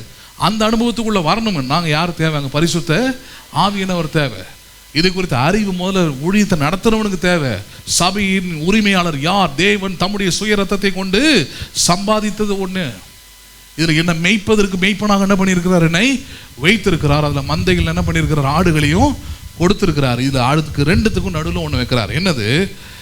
மெய்ப்பதற்கு பரிசுத்த ஆவி உங்களை கண்காணிகளாக வைத்த. பரிசுத்த ஆவி யாராக வைத்திருக்குதா? நல்ல வார்த்தை பாருங்க. கண்காணிகள் ஓவர்சியர்ஸ் ஆங்கிலத்தில் சொன்னலையா? அது ஓவர்சியர்ஸ்னால் என்னது? உங்களுக்கு புரிகிற லாங்குவேஜில் சொன்னோன்னா சூப்பர்வைசர்ஸ். என்ன வைசர்ஸ்? அவங்களுக்கு ஒரு வேலையில் இருக்கிறீங்க, இங்கே ஒரு இடத்துல இருக்கிறீங்கன்னா உங்களுக்கு நல்லாவே தெரியும். சூப்பர்வைசரோட வேலை என்னது? நீங்கள் என்ன பண்ணுறீங்க, உங்களுக்கு கொடுக்கப்பட்ட வேலையை நீங்கள் செய்கிறீங்களா இல்லையா? நீங்கள் அவர் கேள்வி எழுப்பினா சரியாக என்ன பண்ணணும், பதிலை நீங்கள் கொடுத்து ஆகணும். இதெல்லாமே இருக்குது சூப்பர்வைசர்கிட்ட. நீ யார் என்னை கேள்வி கேட்குறது? கம்பெனி நான் உந்தா? இது நான் உங்கள் அப்பா வீட்டு சொத்தா? நீ என்ன போல என்ன பண்ணுறவன்? சம்பாதிக்கிறவன் தான். உனக்குலாம் நான் என்ன பண்ண முடியாது, பதில் சொல்ல முடியாதுன்னு சொல்லிட்டீங்கன்னா அவர் ரிப்போர்ட் விடுத அடுத்த கட்ட ஹையர் அஃபீஷியல். அதுக்கப்புறம் என்னது? உனக்கு சீட்டு கிழியும். அப்போ தெரியும் உன்னை விட அவன் உயர் அதிகாரியா இல்லையாட்டு. நிறைய போதர்களுக்கே அந்த அறிவு இல்லை. கர்த்தர் என்னை மந்தையை மேய்ப்பதற்கு பரிசுத்த ஆவியினால் மெய்ப்பனாக நியமிக்கப்பட்டிருக்கிறேன். யாரால் நியமிக்கப்பட்டிருக்கிறேன்? நான் I have been appointed as the overseer by the Holy Spirit. பரிசுத்த ஆவியினால நான் கண்காணியாக இருக்கும்படிக்காக என்ன பண்ணப்பட்டிருக்கிறேன், நான் நியமிக்கப்பட்டிருக்கிறேன். அப்போ உள்ள வரவங்களுக்கு அந்த அறிவு இருக்கணும், ஆடுகளுக்கும் அந்த அறிவு இருக்கணும். இயேசு தான் சொல்றாரு, நல்ல ஆடுகள் அல்லது என் ஆடுகள் என் சத்தத்திற்கு செவி கொடுக்கும்ன்றார். என் ஆடுகளாக இருந்தால் என்ன பண்ணும், என் சத்தத்துக்கு செவி கொடுக்கும். என் மந்தையாக இருந்தால் என் பேச்சு அது கேட்கும். ஹலோ, ஆனால் இதில் இன்னொரு பிரச்சனையும் இருக்குது. என்னது? இதில் முதல் பாயிண்ட் முடிச்சிடலாம். பரிசுத்த ஆவியானவர் கண்காணியாக வைத்திருக்கிறார். யார் கண்காணியாக வைத்திருக்கிறாரு? போதகர், மெய்ப்பர்கள். மெய்ப்பனை யாருக்காக? மந்தைக்காக. மந்தையில் இருக்கிற விசுவாசிகளுக்கு மெய்ப்பனாக யாரை வைத்திருக்கிறாராங்க? ஊழியக்காரனை. யார் நியமிக்கிறதாங்க? ஏதோ ஒரு டினாமினேஷன் இல்லை அல்லது விசுவாசிகள் அல்ல, நான் பார்த்து அவனை பாஸ்டர் ஆக்கினேன் அதெல்லாம் இல்லை, நாங்கள் இருக்கிறதுனால தான் பாஸ்டர் அதுவும் அல்ல. பரிசுத்த ஆவியானவர் கண்காணிகளாக வைத்த உங்கள் மந்தையை குறித்து அடுத்த வார்த்தை ஒன்று பயன்படுத்துகிறார். என்னது? மந்தை முழுவதையும் குறித்து எப்படி இருங்கள், நீங்கள் எச்சரிக்கையாக இருங்கள். என்னவாயிருங்கள் நீங்கள்? ஏன் இந்த வார்த்தையை பயன்படுத்துகிறாரு? மந்தைன்னா அவ்வளோ மோசமான இடமா? ஆடுகள் தானே. ஹலோ, ஆடுகள் இருக்கிற இடம்னா அவ்வளோ மோசமானதா? ஹலோ, ஆடுகள் இருக்கிற இடம்னா மண்டலூர் ஜூ மாதிரியா? புலியோடையும் சிங்கத்தோடையும் படுக்கிற மாதிரியா? கிடையாது. ஆடுகள் தானே, அது கடிக்கவும் தெரியாது, அப்பிராணியான ஒரு பிராணி அது இல்லையா? அது பாட்டு இருக்கும். அது சில கிராமத்து வீட்டுக்கெலாம் போய் பார்த்துருக்குறேன் பாருங்க, அவங்க வீட்டு இப்போ பெட்ரூம் வரைக்கும் ஆடு இருக்கும். ஹாலு, பெட்ரூம் எல்லா இடத்துலையும் இருக்கும். இப்போ நம்ம நாய் வளர்க்குற மாதிரி அவங்க ஆடு வளர்க்குறாங்க.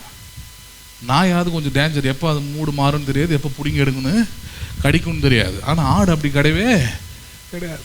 ஏன்? அதை கொண்டு போய் கசாயப்படையில் போய் வெட்ட போறீங்கன்னு கொண்டு போனால் கூட தலை குனிச்சு தான் நிற்குமே தவிர, இன்னொருத்தன் கையில் அதோடைய கழுத்தில் மாட்டியிருக்கிற கயிறு கொண்டு போய் கொடுத்தாலும் அமைதியாக தான் நிற்குமே தவிர, ஒரு நாள் என்ன பண்ண போகிறதில்ல, அது அடம் பிடிக்க போகிறது இல்லை, திட்ட போகிறது இல்லை, சபிக்க போகிறது இல்லை, குறை பேச போகிறது இல்லை, ஹலோ பின்னாடி போய் பேச போகிறது இல்லை, கலகம் மூட்ட போகிறது இல்லை. புரியுதா யாரை பற்றி பேசிக்கிட்டு இருக்கிறேன்னு? சபையில் ஆடுகளாக இருந்தாலும் அப்படி தான் இருக்கணும். சரி, இப்போ அவர் எச்சரிக்கையாக இருங்கன்னு சொல்லும் போதே பாயிண்டை கவனிக்கணும். ஆடுகள் இருந்தால் இந்த மந்தையை அழிப்பதற்கும் ஏன் எச்சரிக்கையாக இருங்கன்னு சொல்லி கொடுக்குறாரு? பரிசுத்த ஆவியானவர் ஒன்று நியமிச்சிருக்கிறாரு, நீ கவனமாக இருக்கீங்க. ஏன்னு சொல்கிறாருன்னா, இந்த மந்தைக்குள்ள யாரும் இருக்க முடியல, கொடிய ஓநாய்களும் இருக்கும்ன்றார். எதுவும் இருக்க முடியுங்க? ஆடை போலவே, உருவத்தை போலவே, உருவம் பார்த்தா ஆடு மாதிரி இருக்கும், ஆனால் அது எப்படி? கொடிய ஓநாய்க்கு சமம்ன்றார். சுவாபம், புத்தி, அழைப்பு இல்லாமல் இருக்கிறது. அதான் சொன்னேன், நல்ல ஆடாக இருந்தால் குறை சொல்லாது, குறை பேசாது, திட்டாது, சபிக்காது, பெருமை பாராட்டாது. என்னைக்காவது ஆட்டு மந்தையில் பார்த்துருக்கிறீங்களா? நான் தான் ஃபஸ்ட்டு சீனியர் முன்னாடி போவோன்னு சொல்லுமா? ஜூனியர்லாம் முன்னாடி போயிட்டுருக்கோம், சீனியர்லாம் பின்னாடி பொறுமையாக வந்துக்கிட்டு இருக்கோம். சண்டை போட்டு பார்த்துருக்குறீங்களா? கடிச்சிக்கிட்டு பார்த்துருக்குறீங்களா நீங்கள்? ஹலோ, சபை முழுதும் ஆடுகள் நல்ல ஆடுகளாக இருந்தால் பிரச்சனையே இருக்காது. ஆனால் சபையில் என்ன பிரச்சனை? இதில் கொடிய ஓநாய்களும் மறைஞ்சிருக்கிறது தான் பிரச்சனை. மந்தைக்குள்ள யாரும் இருக்கிறது? இதில் கொடிய ஓநாய்கள். எப்படி? அடுத்த வசனம் பாருங்க, 29. நான் போன பின்பு மந்தையை தப்பி விடாத கொடிய ஓநாய்கள் உங்களுக்குள்ளே வரும், உங்களில் சிலர் எழும்பி சீஷர்களை தங்களிடத்தில் இழுத்துக் கொள்ளும்படிக்கு மாறுபாடானவைகளை போதிப்பார்கள் என்று அறிந்திருக்கிறேன். ஆனபடியால் நான் 3 வருஷ காலமாக இரவும் பகலும் கண்ணீரோடு இடைவிடாமல் அவனுக்கு புத்தி சொல்லி கொண்டு வந்ததை நினைத்து விழித்திருங்கள். இப்பொழுதும் சகோதரரே, நீங்கள் பக்தி விருத்தி அடையவும் பரிசுத்தமாக்கப்பட்ட அனைவருக்குள்ளும் உங்களுக்கு சுதந்திரத்தை கொடுக்கவும் வல்லவராயிருக்கிற தேவனுக்கும் அவருடைய கிருபை உள்ள வசனத்துக்கும் உங்களை என்ன பண்ணுங்கள், நீங்கள் ஒப்பு கொடுக்கிறேன் என்றார். என்ன மாதிரி பவுல் தான் பேசுறார். என்ன சொல்றாரு அவர்? பாருங்க, பவுலுடைய வேலை என்னன்னா, ஊழியத்தை ஸ்தாபிக்கிறது, அங்கே ஒரு ஊழியக்காரனை வைக்கிறது, அடுத்த கட்ட ஊழியத்தை போய் ஆரம்பிப்பார். அதான் அவருடைய வேலை. அப்போ அப்படி இருக்கும்போது அந்த இடத்துல ஒரு ஊழியக்காரனை நியமிக்கிறார். அவனுக்கு தான் சொல்றாரு இதை. விசுவாசிகளும் இருக்கிறார். ஊழியக்காரனுக்கு என்ன அட்வைஸு? இங்கே பாரு, இந்த ஊழியத்துடைய உரிமை என்பது யாரு? கர்த்தர் தம்முடைய சுய ரத்தத்தினாலே சம்பாதித்து கொண்டது. நிறைய கஷ்டம் நஷ்டம்லாம் வரும். நீ உரிமையாளர்னா மாறிடக்கூடாது, நீ ஓனர்னா மாறிடக்கூடாது.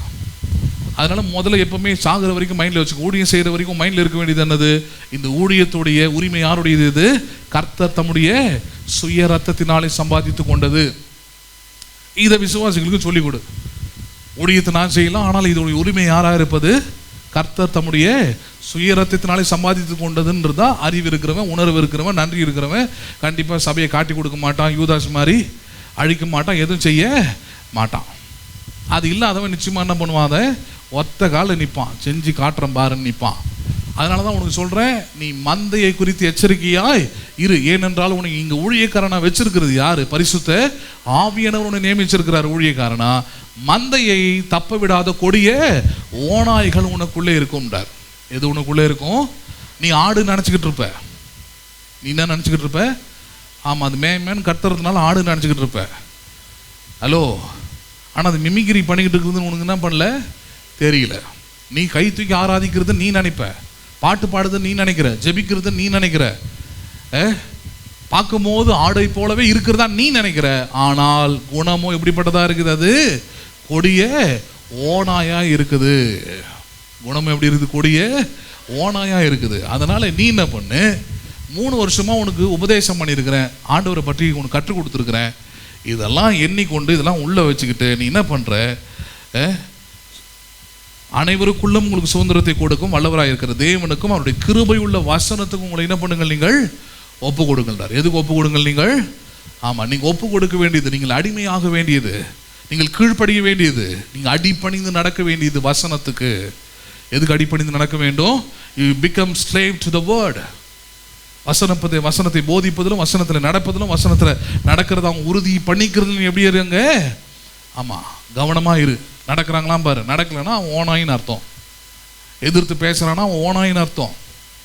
ஹலோ, ஆடுனா ஆடு மாதிரி என்ன பண்ணணும்? இருக்கணும். கடிக்கிறதும் கொதறதும் ரத்தத்தை சிந்து வைக்கிறதும் காயப்படுத்துறதும் வலி உண்டாக்குறதும் வேதனை உண்டாக்குறதுமா இருந்தால் அது நிச்சயமாக என்ன கிடையாது? ஆடு இல்லை, அது ஒரு ஓனாய். அது யூடியூப்லாம் போட்டு பாருங்கள், ஹண்டிங் உல்ஃப்னு போட்டு பாருங்கள். வெளிநாடுலாம் இன்றைக்கும் இந்த மந்தையை மேய்க்கிற ஹண்டர்ஸுக்கு பார்த்தீங்கன்னா கவர்மெண்ட்டே கன்று இஷ்யூ பண்ணியிருக்குது. இந்த ஓநாய்களை எப்படி வேட்டையாடுறாங்கன்னு பாருங்கள், பயங்கரமாக இருக்கும். அது அவங்க விசில் சாத்த மாதிரி கொடுப்பாங்க, உடனே வருவாங்கங்க. வந்த உடனே ஜீப் வச்சுருக்குறாங்க, ஹண்டிங் ஜீப் வச்சுருக்குறாங்க. அந்த ஜீப்புக்குள்ளே உட்காந்துக்கிட்டு ஒரு அடி அடித்தா, நம்ம கன் ஷாட்லாம் அப்போ தான் பார்த்தேன், அடித்தானா அது சும்மா இந்த கழுத்தில் உடம்புல எங்கேயோ போய் ஒரு இடத்துல போய் சொருவுன உடனே பாருங்கள் அப்படியே சுருண்டு விழுந்து அப்படியே செத்து போகுது. எது 1-2 தான் பார்த்தேன்னா, யூடியூப்ல பார்த்து 100கணக்கான ஓநாய்களை கொல்றாங்க, கொண்டுகிட்டே இருக்கிறாங்க இன்னைக்கு வரைக்கும். ஏன் கொல்றாங்க? ஏன்னா இதை விட்டு வச்சா மந்தை என்ன பண்ணிவிடாது? காலி பண்ணிவிடாது. அதனால் அதை கொல்றது தான் சரி. அப்படி தான் அனனியா சப்பீராவை கொண்டாரு. பேசுறது புரியுதுங்களா உங்களுக்கு? அண்டர்ஸ்டாண்ட் ஆகுதா? இப்போ விட்டு வச்சோம்னா மந்தையை கெடுத்துரும். இது வாய் வச்சுக்கிட்டு சும்மா இருக்காது. எதை பேசணும் எதை பேசக்கூடாதுன்னு அதுக்கு தெரியாது. தனக்கு நல்லது தனக்கு சரி அப்படின்னு தோன்றதுலாம் என்ன பண்ணிட்டு உட்காந்துருக்கு? பேசிட்டு உட்காந்துருக்கோம். ரொம்ப வருஷத்துக்கு முன்னாடி பாருங்கள், ஒரு 6-7 வருஷத்துக்கு முன்னாடி ஒரு பாஸ்டர் எனக்கு ஃபோன் பண்ணி, இது மாதிரி எங்கள் ஊரில் இருந்து ஒரு கிராமம், அது அங்கேருந்து இந்த ஏரியாவுக்கு ஒரு விசுவாசி, எங்கள் விசுவாசி வந்திருக்கிறாங்க, நீ நேராக வந்து அவங்கள, அவர் கொஞ்சம் சத்தியத்தில் கொஞ்சம் கம்மியான ஆள் தான். அப்போ சொன்னது சரி சொன்னாரேன்னு போனாங்க. ஒரு 45 வயசில் ஒரு பொண்ணு, அவங்க அம்மாவுக்கு ஒரு 70 வயசு இருக்கும். 2 பேர் இருந்தாங்க. வீட்டில் எந்த ஆணும் கிடையாது, திருமணம் ஆகலை. சிலரை பார்க்கும் போதே தெரியும் இது something they have been cursed, சபிக்கப்பட்டிருக்கிறாங்கன்னு பார்க்கும் போதே தெரிஞ்சிடும் நமக்கு. சொன்ன பிறகு சரி சபைக்கு வாங்க அப்படின்னு சொன்னால் வந்தாங்க. வழக்கம் போல ஒரு 3 வாரம் அமைதியாக இருந்தாங்க. 4வது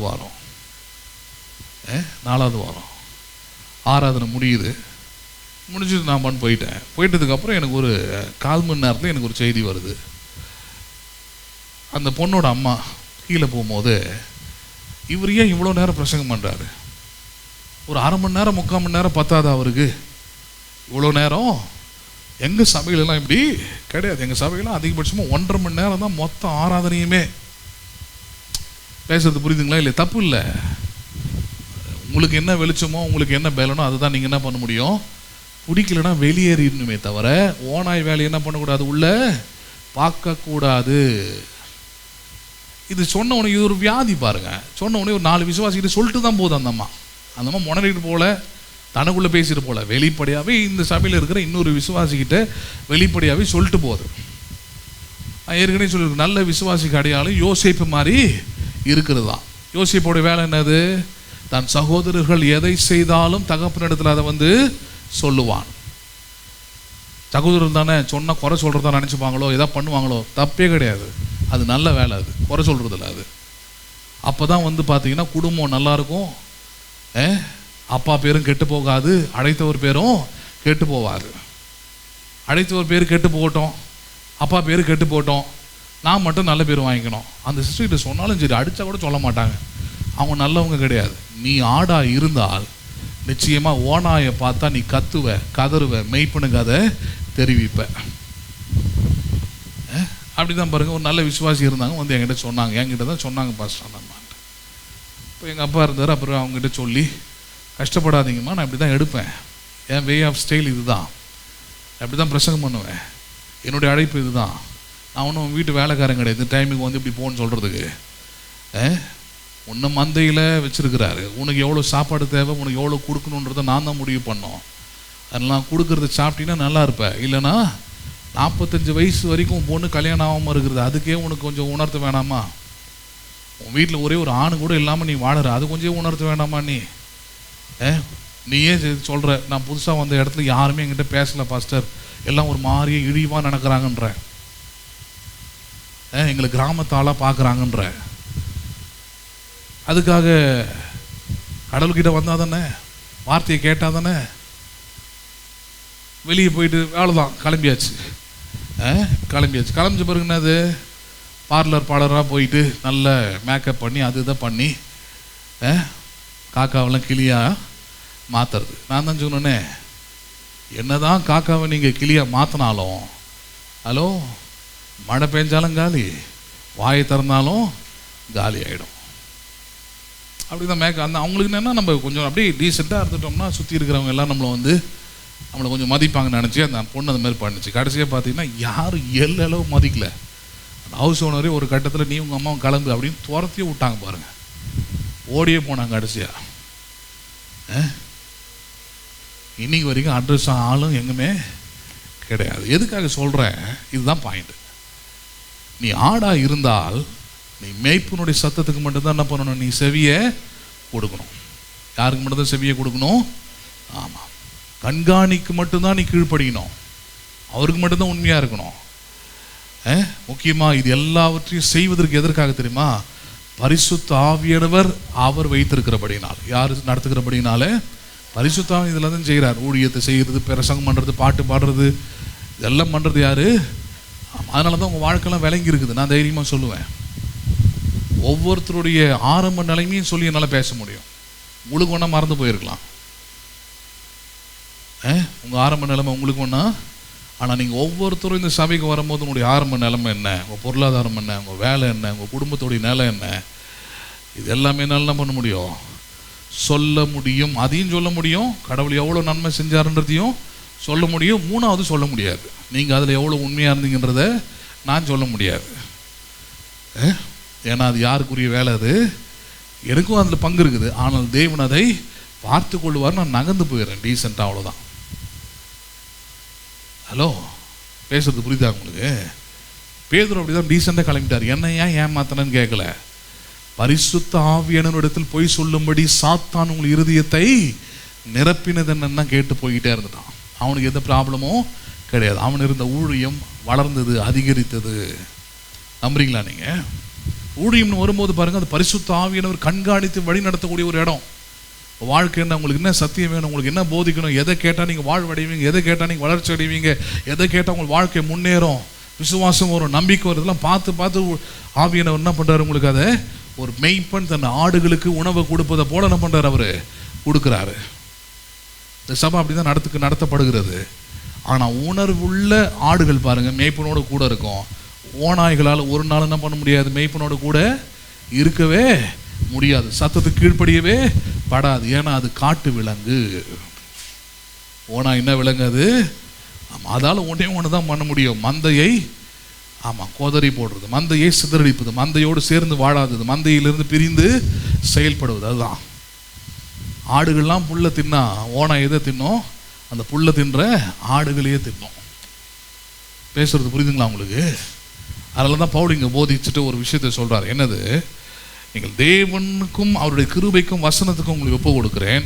33 ஒருவனுடைய வெள்ளியை ஆகிலும் பொன்னை ஆகிலும் வஸ்திரத்தை ஆகிலும் நான் என்ன பண்ணவில்லை, இச்சிக்கவில்லைன்றார். ஊழியக்காரனை அசால்ட்டாக குறை சொல்கிறது இதில் தான். அவர் பணக்காரங்களாக பார்த்து பேசுவார், செல்வந்தர்களாக பார்த்து பேசுவார்.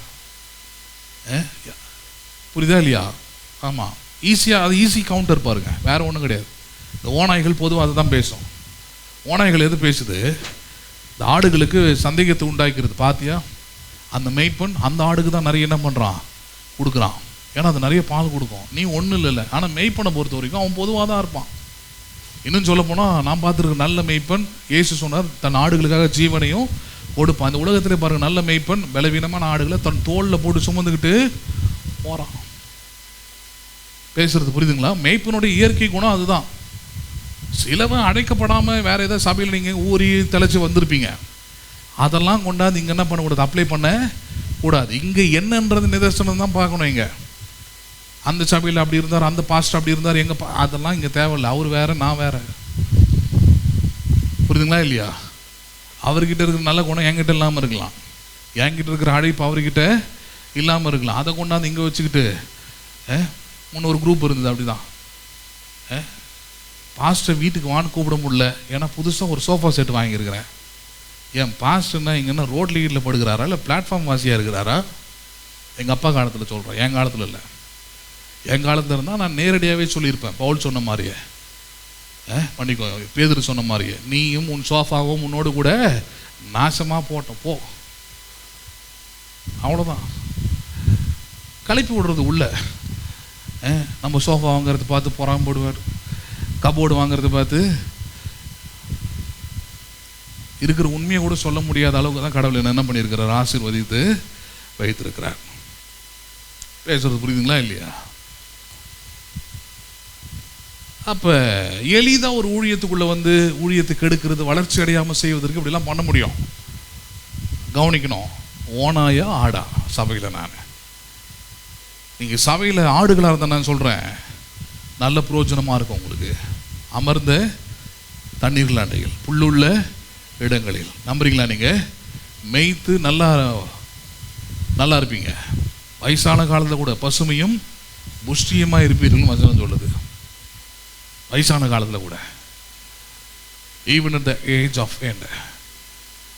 ஆனால் ஓநாய்களாக இருந்தீங்கன்னா, அனனியா சப்பீரா நாட்கள் எண்ணப்பட்டது போலவே ஆவியானவர் உங்கள் நாட்கள் என்ன பண்ணிட்டு இருக்கிறார், அவர் your days will be counted. உங்கள் நாட்கள் என்ன பண்ணப்படும், அது எண்ணப்படும் என்பது அறியாது. பவுல் அதுதான் சொல்லி கொடுக்குறாரு. என்ன சொல்றாரு கடைசியா? ஒருவனுடைய வெள்ளி ஆகிலும் பொன்னி ஆகிலும் வஸ்திரத்தை ஆகிலும் நான் என்ன பண்ணவில்லை, இச்சிக்கவில்லை.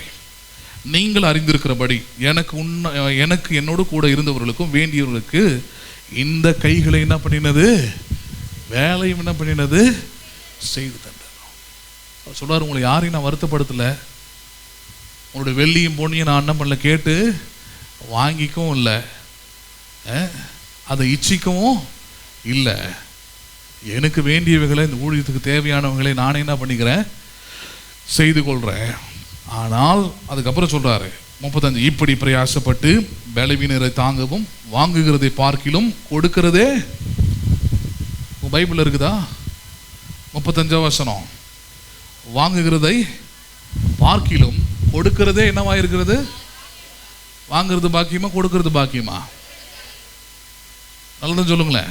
If you are true believer, நீங்கள் ஒரு சரியான சபையில் இருக்கிறீங்க, ஆவியானவரால் நடத்தப்படுறீங்கன்னா, நான் சொன்னல பிரயோஜனமாக இருக்கிற விசுவாசி யார் அப்படின்னா, வாங்குற விசுவாசி இல்லை.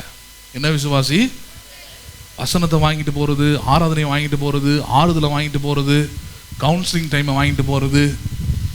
ஹலோ, பேசுறது புரியுதா?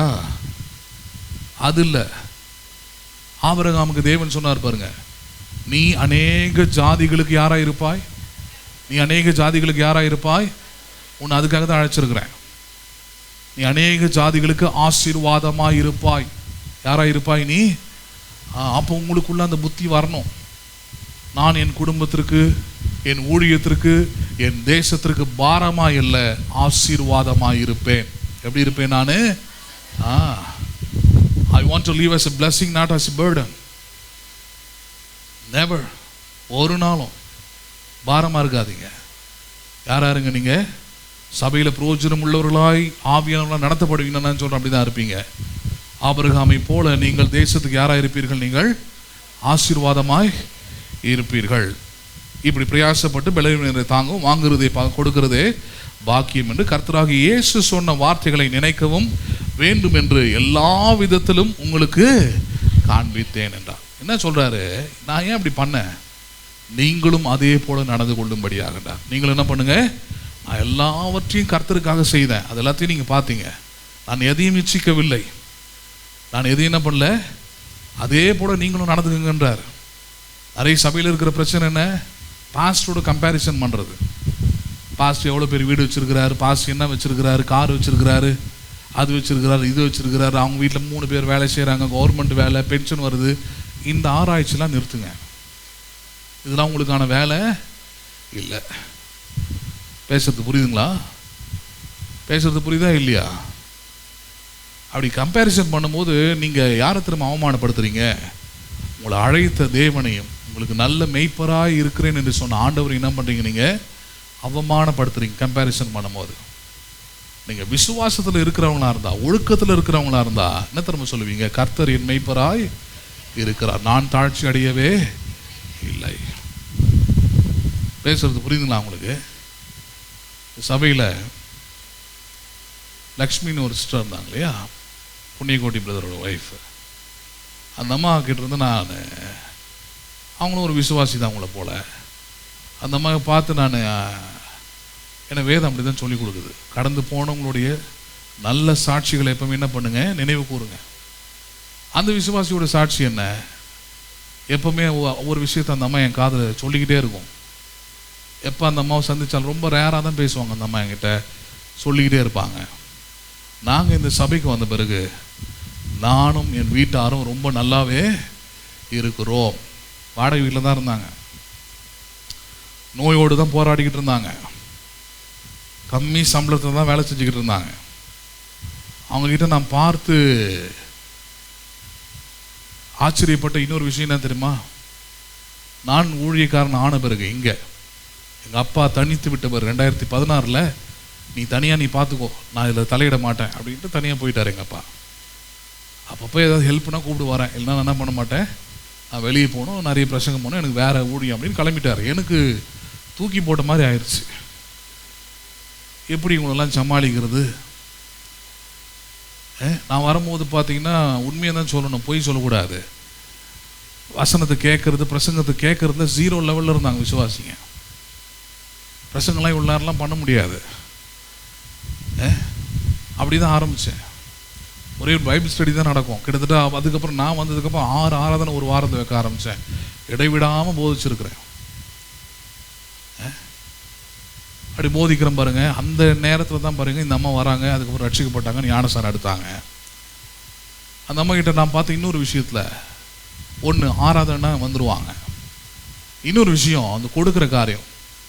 ஃபஸ்ட்டு என்னுடைய ஜிபி அக்கௌண்ட்டில், ஆன்லைன் அக்கௌண்ட்டில் ஃபஸ்ட்டு தசம்பாக அவங்களுக்கு தான் வரும். ஃபஸ்ட்டு கம்மி சம்பளம் தான், ஒரு 10,000 11,000 தான் அவங்க சம்பளம்னு நினைக்கிறேன். அந்த சம்பளத்தில் வாடகை வீட்டில் இருக்கிறாங்க, 2 பிள்ளைங்க இருக்கிறாங்க. பொருளாதாரத்தில் அவங்களுக்கு கொஞ்சம் கஷ்டம்தான் அப்போ. ஆனால் பார்த்தீங்கன்னா அந்த ஃபஸ்ட்டு டைம், ஃபஸ்ட்டு எனக்கு தெரியும் 30, 31ஆம் தேதி அவங்களுக்கு சம்பளம் வந்தவொடனே யார் எந்த விசுவாசத்தையும் வராது, முதல்ல அவங்களுக்கு தான் வரும், யோசிக்காமல் வரும்.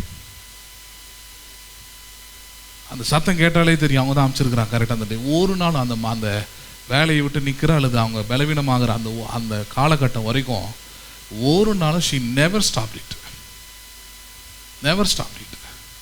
நான் ஒன்று பெருசாக அவங்க கார் வச்சுருந்தாங்க, எல்லாம் வச்சுக்கிட்டு ஒன்று கொடுத்தாங்கன்னு நான் ஒன்று சொல்ல. ஷேர் ஆட்டோவில் தான் போவாங்க, ஷேர் ஆட்டோவில் தான் வருவாங்க, சில நேரத்தில் நடந்து போவாங்க.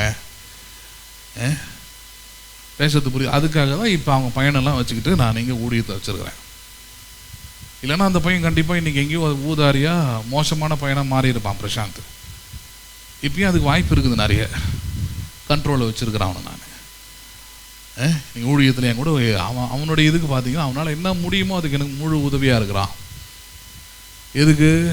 அவங்க அம்மா அன்னைக்கு ஆண்டவருக்காக செஞ்சது, வேறு யாருக்கும் இல்லை, யாருக்காக செஞ்சதை அதை நான் நினைவு கூறுறேன். என்கிட்ட அவங்க பேசின சில ஆடியோஸ்லாம் என்கிட்ட இருக்குது, என்கிட்ட ஃபோனில் பேசுனது.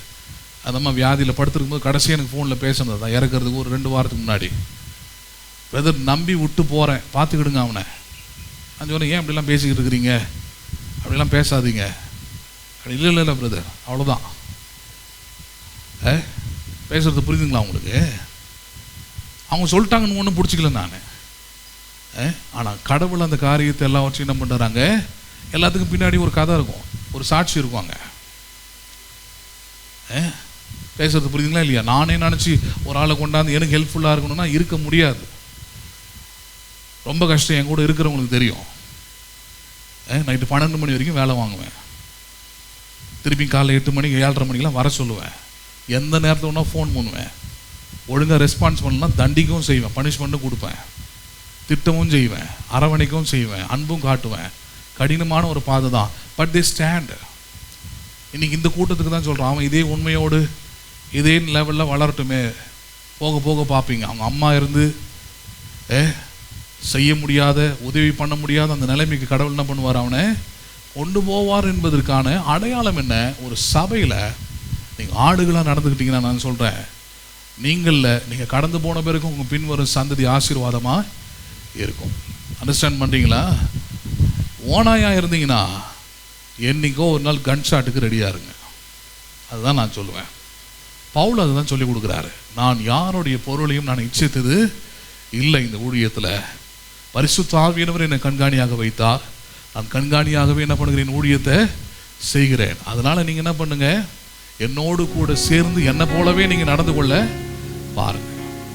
அண்டர்ஸ்டாண்ட் பண்ணுறீங்களா? நீங்கள் அப்போ உங்களை ஊழியத்தில் பிரயோஜனம் உள்ளவர்களாய் வைத்திருக்கிறதுடைய வேலை யாருடைய வேலையாக இருக்குது? அது பரிசுத்த ஆவியானவருடைய வேலை. நம்புறீங்களா நீங்கள்? அப்போ சபை பயனுள்ளதாக இருப்பதற்கு பரிசுத்த ஆவியானவர் கண்காணிகள் என்ன பண்ணியிருக்கிறாரு? நான் எதுக்கு கண்காணினா, நான் தான் இங்கே என்ன எதுக்கு நியமித்திருக்கிறார்? நான் எந்த வேலையை செஞ்சுக்கிட்டு இருக்கிறேன்? நான் என் உலகத்துக்கு போல ஆப்ஷன் இருக்குது, ஆசை இருக்குது. நான் முற்றும் தொடர்ந்த முனிவரும் அப்படின்னு நினச்சிடாதீங்க யாரும். பாஸ்ட் எல்லாத்தையும் திறந்துட்டு தான் வந்தேன், எதையுமே திறக்கலண்ணா, எல்லாம் இருக்குது உள்ள. அப்பப்போ இதெல்லாம் நல்லதும் அதெல்லாம் அனுபவிச்சுக்கிறேன். புரியுதுங்களா? கடவுள் எனக்கு ஒரு வழியை கொடுக்குறாரு, ஒரு வாய்ப்பு கொடுக்குறாரு. ஆபிரகாம் கொஞ்சம் வெளியே வாப்பா, வானத்தின் நட்சத்திரங்களை அண்ணாந்து பாரு, கடற்கரை மணலை பாருன்ற மாதிரி அப்பப்போ இங்கே வெளியே போனாலும் கூப்பிட்டு போகிறார். அதான் சொல்கிறேன், அவர் என்னை கண்காணியாக வைத்திருக்கிறார். எதுக்காக வச்சிருக்கிறாரு? உங்களுடைய பிரயோஜனத்துக்காக. யாருடைய பிரயோஜனத்துக்காக? நீங்கள் பிரயோஜனமற்றவர்களாக மாறிடாதீங்க. நீங்கள் பிரயோஜனம் உள்ளவர்களாக இருக்கணும்னா ஒரே ஒரு பாயிண்டை நீங்கள் மனதில் வைத்துக் கொள்ளுங்க, never stand against the Holy Spirit. பரிசுத்த ஆவியானவருக்கு எதிராக நிற்காதீங்கள், அது ஒரு நாளும் உங்களுக்கு பிரயோஜனமானது அல்ல. ஆனால் பரிசுத்த ஆவியை கண்காணிக்கிற சபையில் இருந்துட்டீங்கன்னா, நான் சொல்கிறேன், நீங்கள் எல்லாவற்றிலும் பிரயோஜனம் உள்ளவர்களாகவே இருப்பீர்கள். நம்புறீங்களா? நீங்கள் அதை யூல் பி வெரி யூஸ்ஃபுல். உங்களோட சாட்சி அற்புதமானதாக இருக்கும். நீங்கள் கடந்து போன பிறகு உங்களை பற்றி நல்ல சாட்சி சொல்லலாம். அநேகருக்கு நீங்கள் இன்ஸ்பிரேஷனாக மாறுவீங்க. இப்படி இருக்கணும், அப்படி வரணும், இப்படி போகணும், இப்படி செய்யணும்ட்டு. அப்படிப்பட்ட விசுவாசிகளாக இருக்க முயற்சி பண்ணுங்க. அனனியா சபீரா போல தற்கூறிகளை என்ன பண்ணாதீங்க, ஒரு நாளும் மாறாதீங்க. எழுந்து நிற்போம், ஜெபிப்போம்.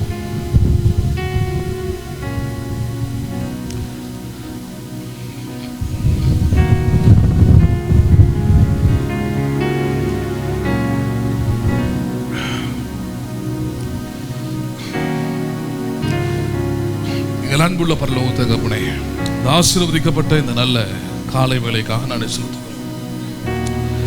பரிசுத்த ஆவியானவர் எங்களுக்கு வாக்குத்தத்தம் பண்ணப்பட்டு அருளப்பட்ட ஈவு, எங்களுடைய தெய்வம், எங்களை அனுதினமும் ஆராய்ந்து எங்களை நடத்தக்கூடிய தெய்வமாக நீர் இருக்கிறீர். எங்களுடைய எல்லா காரியத்தையும் நீர் அறிந்து அதற்கு ஏற்ற பலனையும் அளிக்கிறவராக இருக்கிறீர். எங்களுடைய ரட்சிப்பு நிறைவேற எங்களுக்குள்ள விசுவாசம் உண்டாக, நம்பிக்கை உண்டாக, தெளிந்த ஞானமும் அறிவும் உண்டாக, சத்தியத்தை அறிகிற உள்ளம் உண்டாக, எல்லாவற்றுக்கும் உதவி செய்கிறவராக பரிசுத்த ஆவியானவர் நீர் மாத்திரமே இருக்கிறீர். அப்படிப்பட்ட உண்மை எங்களுடைய வாழ்க்கையின் நல்ல மெய்ப்பனாக வைத்து சபையிலிருந்து உம்முடைய ஞானத்தை, அறிவை பெற்றுக்கொண்டு உமக்கு எல்லா நேரத்திலும் பயத்திலும் உண்மையும் வாழ்ந்த நீர் உதவி செய்வீராக. தேவரின் உமக்கு கீழ்ப்படிந்து வாழ்கிற வாழ்க்கையின் மூலமாகவே அநேகருக்கு நாங்கள் நற்சாட்சிகளாக, அநேகருக்கு தேவரீர் விசுவாசத்துல ரட்சிப்பிலே ஊக்குவிக்கக்கூடிய அப்படிப்பட்ட நல்ல மந்தையில் உள்ள ஆடுகளாக பரிசுத்த ஆவியானவர் நீர் ஒவ்வொருவரையும் நிலைக்க செய்யும்படியாக ஜெபிக்கிறேன். உள்ளங்கள் மாறட்டும். வசனத்தை கேட்டதன் மூலமாக உள்ளங்கள் கீழ்ப்படிந்து தேவரின் நல்ல ஆடுகளாக வார்த்தையை கேட்டு வசனத்தை கேட்டு சத்தத்துக்கு செவி கொடுக்கிற கீழ்ப்படுகிற ஆடுகளாக கர்த்தர் ஒவ்வொருவரையும் நடத்துவீராக என்று சொல்லி ஜெபிக்கிறோம். ஆசீர்வதியும் பலப்படுத்தும். இயேசுவின் நாமத்தில் ஜெபிக்கிறோம் ஜீவனுள்ள நல்ல பிதாவே, ஆமென். என் ஆத்துமாவே கர்த்தரை ஸ்தோத்திரி, என் முழு உள்ளமே பரிசுத்த நாமத்தை ஸ்தோத்திரி. என் ஆத்துமாவே கர்த்தரை ஸ்தோத்திரி, கர்த்தர் செய்த சகல உபகாரங்களை மறவாதே. ஆமென். ஆசீர்வாதம் கர்த்தராகிய இயேசு கிறிஸ்துவின் கிருபையும் பிதாவாகிய தேவனுடைய அன்பும் பரிசுத்த ஆவியானவருடைய ஐக்கியமும் இன்றைக்கும் என்றைக்கும் சதா காலமும் நம் அனைவரோடும் கூட இருப்பதாக. ஆமென். ஆமென். God bless you. மீண்டும் உங்களை நான் அடுத்த ஆராதனையில் சந்திக்கிறேன். கர்த்தர் உங்களை ஆசீர்வதிப்பாராக.